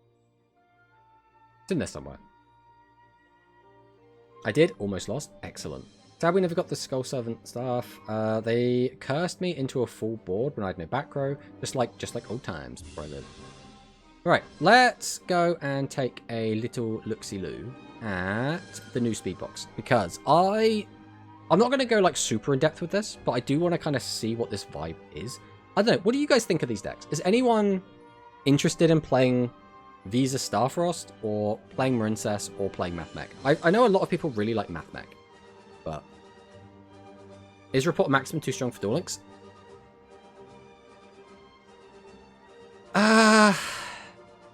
It would probably be fine. Realistically, I don't think it would be like crazy strong. It would be decent though, but like it depends on what kind of skill it gets. Like with everything, it depends on the skill. Jesus is not good in Scareclaw, but he's the UR. Where Trickstar? That's not a real deck. Don't worry about that, human. Manadium, however. This box is a skip, and I hate mulch being added to Duel Links. We said this at the start of the stream, but Molchami Cerulean, I've seen so many people saying, like, this is like the Marmite card. There are some people that are saying this card is the most broken thing ever, it should never come to Duel Links. There's other people saying, like, this card is completely garbage and is not going to be any good in Duel Links whatsoever. So it's like, I don't know. I don't really have an opinion on it, personally.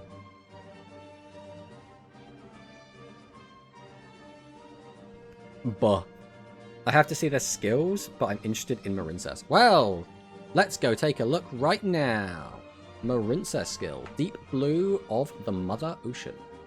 You can use each of the skill's second and third effects once per duel if your deck, excluding the extra deck, contains 10 or more Marincess cards. You cannot normal or special summon any monsters except water monsters, and any effect damage your cards would inflict to your opponent becomes 0, except effect damage of Marincess cards. Reveal one level 4 Marincess monster or Marincess spell card from your hand, and then add up to 2 Marincess monsters from your deck to your hand. Then send one card from your hand to the graveyard. Add 2, discard 1. Cinema. Cinema. What more can we say? It's for Rush players, it's for us. We know it's here. And then, if your opponent controls a monster, or you control a Link 4 monster, add a Marincess spell trap from your deck to your hand, then place one Marincess Wonder Heart from your extra deck in your extra monster zone. So, if we get out a Link 4, we get any Marincess spell trap, and then we also just get a free Marincess Wonder Heart. But how does this work? Because our Link monster, our Link 4 has to not be in the EMZ, or do we put it in, like, our opponent's EMZ? How does this work? Is this just like a U-Link immediately? I don't like the decks. I mean, that's fair. I want to see if Scareclaw is good in Duel Links or terrible. I just used 3 of this one, 3 Nib, 100% chance to draw Nib. Bam, there it is. And Mathmech are missing their best cards, so pretty uninteresting. But isn't the Mathmechs, isn't Circular part of the skill? I don't know if I haven't actually read the skill, so I don't know if that's true or not. All 3 were leaked and immediately got one. Fuelos is coming next main box at this point. I mean, let's not like get crazy with it until we actually see it. Okay, when we actually see it in the game, that's when we can start panicking, right? It would have been good if we got Marble Rock. Most important card for Link Climbing is just not there. Marble Rock and Crown Tail are the reruns. I mean, we're assuming that, right? I don't know if we know that or not. Maybe we do, I don't know. A problem with the second effect, you just get free back row. Hello, Shui. Let's do an exclamation mark Shui in the chat. Always got to shout out the boys. If you want Argonaut to be in the EMZ to be unaffected, so if you go second, you summon the Link 4. If you go first, you get the free trap.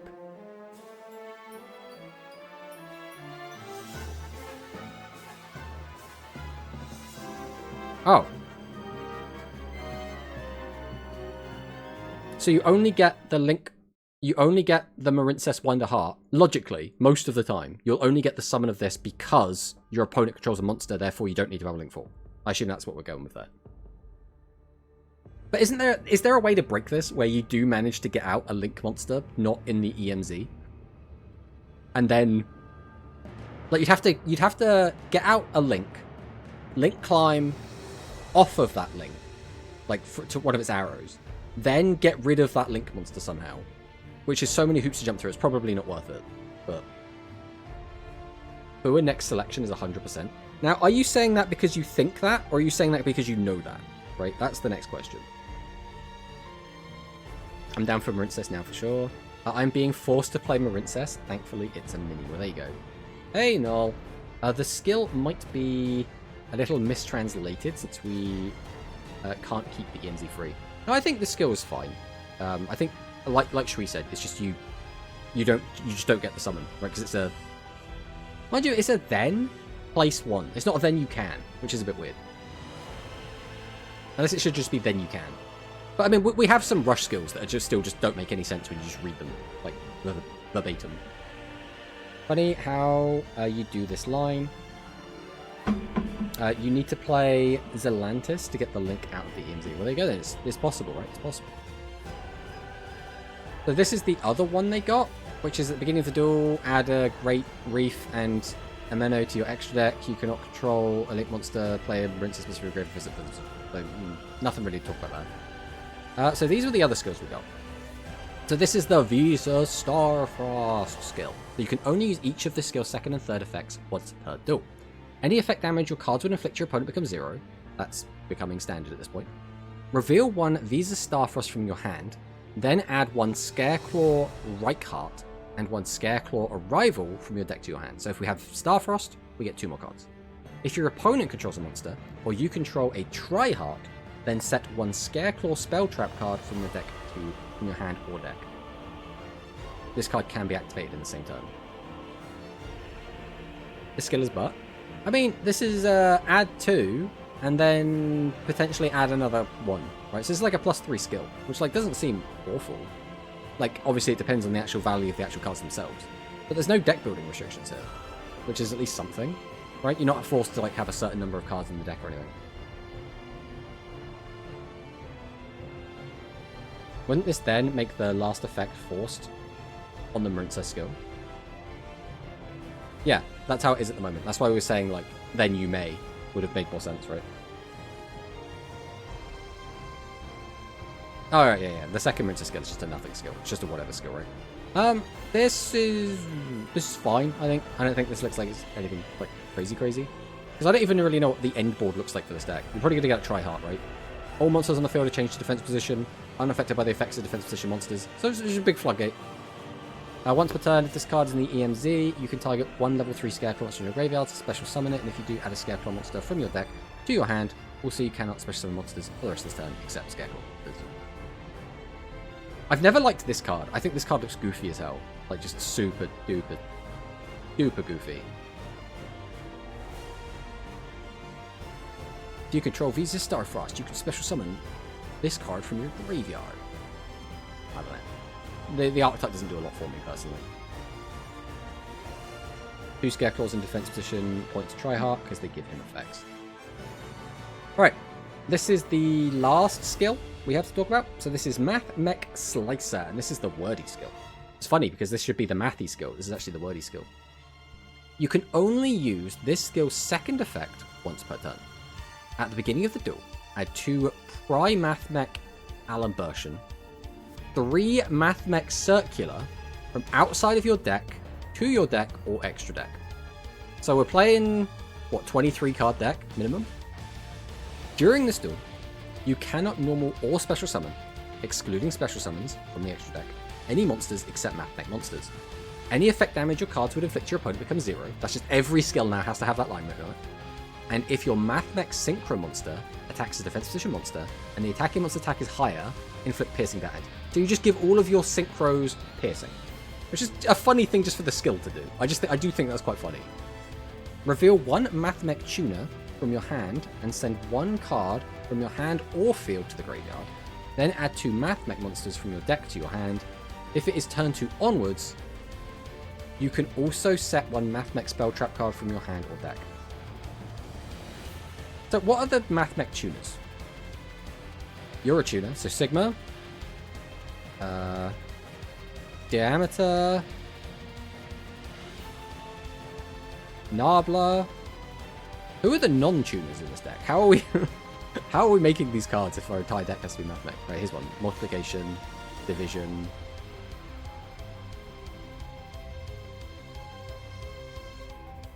And Basia Lamli.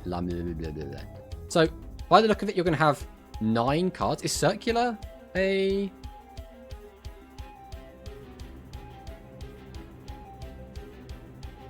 He is not. Okay, so there are 9 cards that will trigger the skill, and then you can just grab Circular off of them. I guess is like the way you look at this. Zodiacs. No.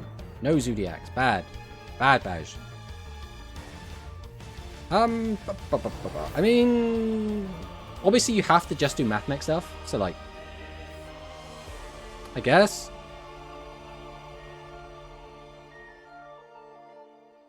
I think there's definitely some potential with Mathmech. The thing is, the Mathmech bosses are like, we got what? Geomathmech Final Sigma. Unaffected by card effects, except Mathmechs. Cannot be if this card is destroyed by battle or this card in its own position destroyed by an opponent's card effect, you can add a Mathmech card from your deck to your hand. Then what we have? Prime Mathmech Lablation. We got a hand rip. Everyone loves a hand rip. I mean, there's definitely stuff this deck can do, right? Definitely stuff. That's why Cirque is one of the best starters. Foolish for cost. Bam. This MF summons himself, pitches a tuner, and summons one of the strongest Xyz monsters in the game. Or you make Magma if you're a Chad. Exactly. Always go Chad plays. Always go Chad plays. I mean, for the most part, that's kind of everything we want to talk about. I don't want to go like super in depth here because I don't think I'm going to play Marincess. I don't think I'm going to play Mathmech. Don't really care about Peru. So, yeah. I think this one's still funny. Like, the one thing I keep seeing everyone saying is why the hell did they bother limiting this card when apparently no one even plays this card? Final Sigma Balls. A problem with Mathmech is zones. You can't really resolve the trap with only 3 zones. Well, you know, it's only at 1 anyway, so don't worry about it. It also says select up to 3, right? So as long as you have 2, that you won't be able to use it into Final Sigma time, but you'll be able to use it into other stuff. Limit 1 because of Dweller. Can you even make Dweller under the skills restrictions? You cannot normal or special summon. Oh, excluding from the extra deck. At what point do we just start limiting the extra deck?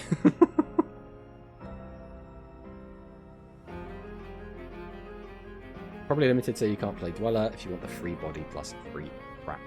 I mean, most people are probably going to want those things, right?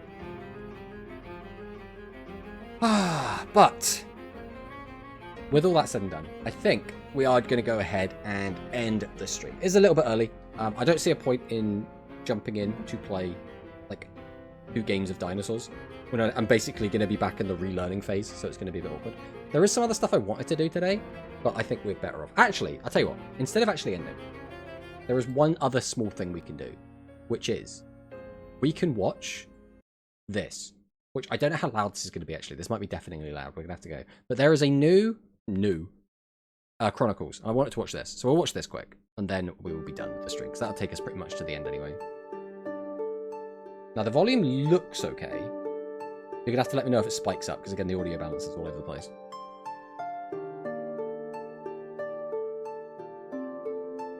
Treasures extracted and materialized by the demon from the soul defiled by human. Beautiful in appearance and imbued with immense power, yet ultimately a fruit of sin that brings curses and calamity.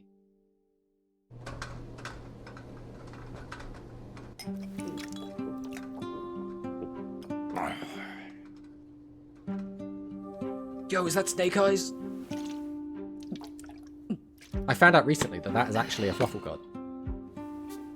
So, 姉ちゃんだよ。知ってるか？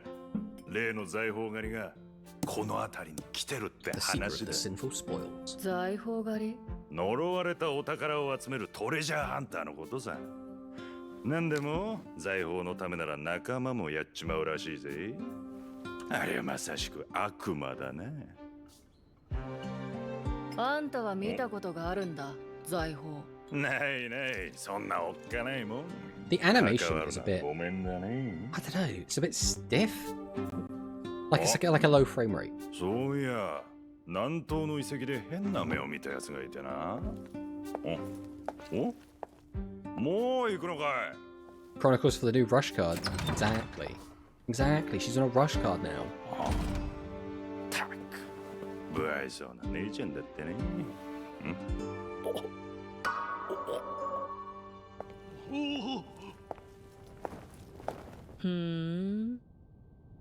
南東の遺跡ね。I mean, she seems like a cool character. She's what, Diabell Star, right?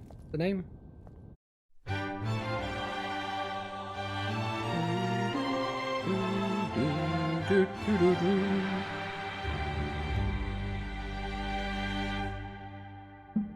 Diabell Star, the Black Witch. I realised I could have just looked at the title of the episode and just known it was Diabell Star. 財宝狩りの黒魔女ディアベルスター様の邪魔をするなんていい度胸だ。 So those are Snake Eye Ash. I don't know what that one is. I don't know enough about Snake Eye to like get off it. I know Ash, I know Poplar, I know Diabellstar. That's kind of the ooze from Teenage Mutant Ninja Turtles 2, the secret to ooze. It's actually the ooze from Ghostbusters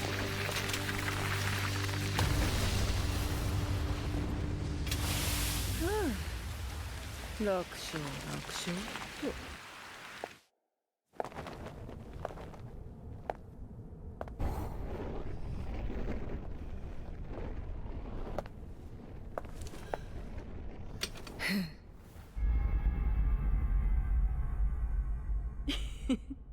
財宝は私のものだぜ。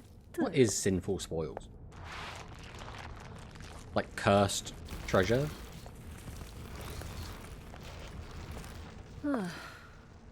さてと。なんだ。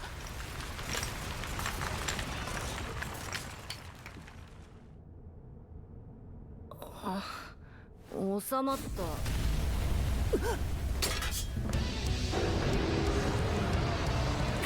Oh no.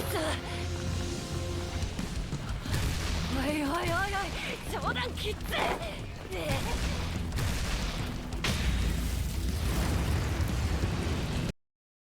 I'm sure that is one of the boss monsters, but I could not tell you what it's called.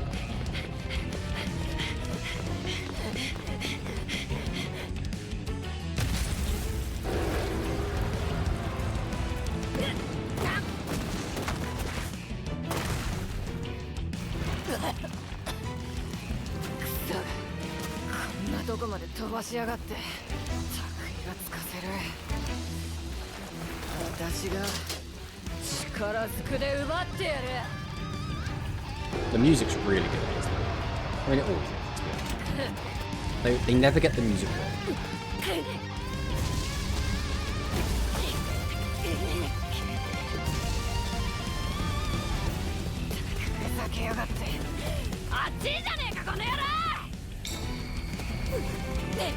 Oh look, it's Galaxy Eyes Photon Dragon.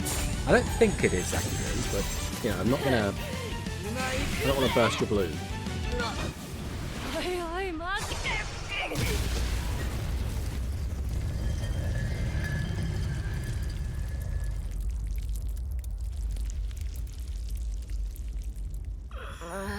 That eye thing broke. I don't know what that means.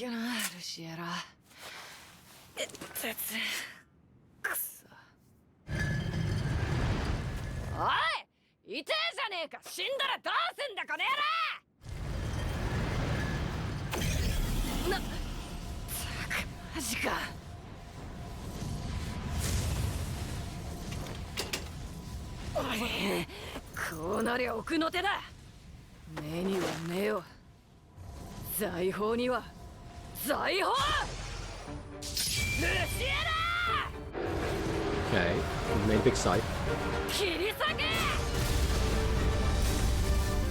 We cut off a wing.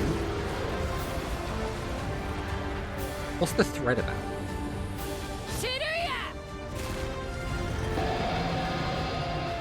Oh, so she's like a summoner, I guess? She like summoned the scythe and then she summoned us.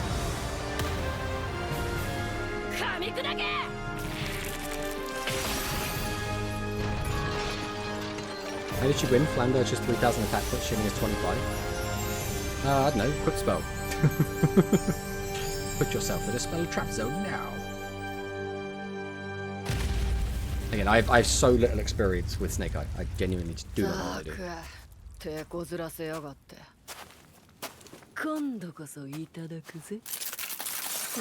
Oh no, she broke it.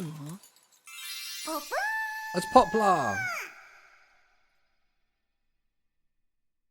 Huh? Alright, that one was actually quite good. That one was also quite good. I do think that was a good one. I think this is actually one of the better Chronicles we've actually seen. I liked all the animation. I liked her as a character. The only real downside is she was the only real character in it. The only other character was the the guy at the bar, who was kind of a nothing character, right? I don't think we're going to get guy at the bar as like a Link monster or something coming up. So that was the only real negative, but I think she was an interesting enough character that she managed to like carry it by herself. Fucking Poplar. Congratulations, you're a mom now. Exactly. But I think that was quite good. I'm interested to see where this goes. I don't know how many we're planning to get with the Dear Bellstar stuff, but the Snake Eye stuff, I think it would be pretty good if it keeps going. But that is now officially going to be the end of the stream. So, thank you guys so much for hanging out. We are planning to do our watch-along tomorrow. Our Zexa watch-along will continue. Then on Thursday, we'll be back doing another regular stream. And then I am not sure what's going on the weekend. It's very early for the world coverage, so I might be there.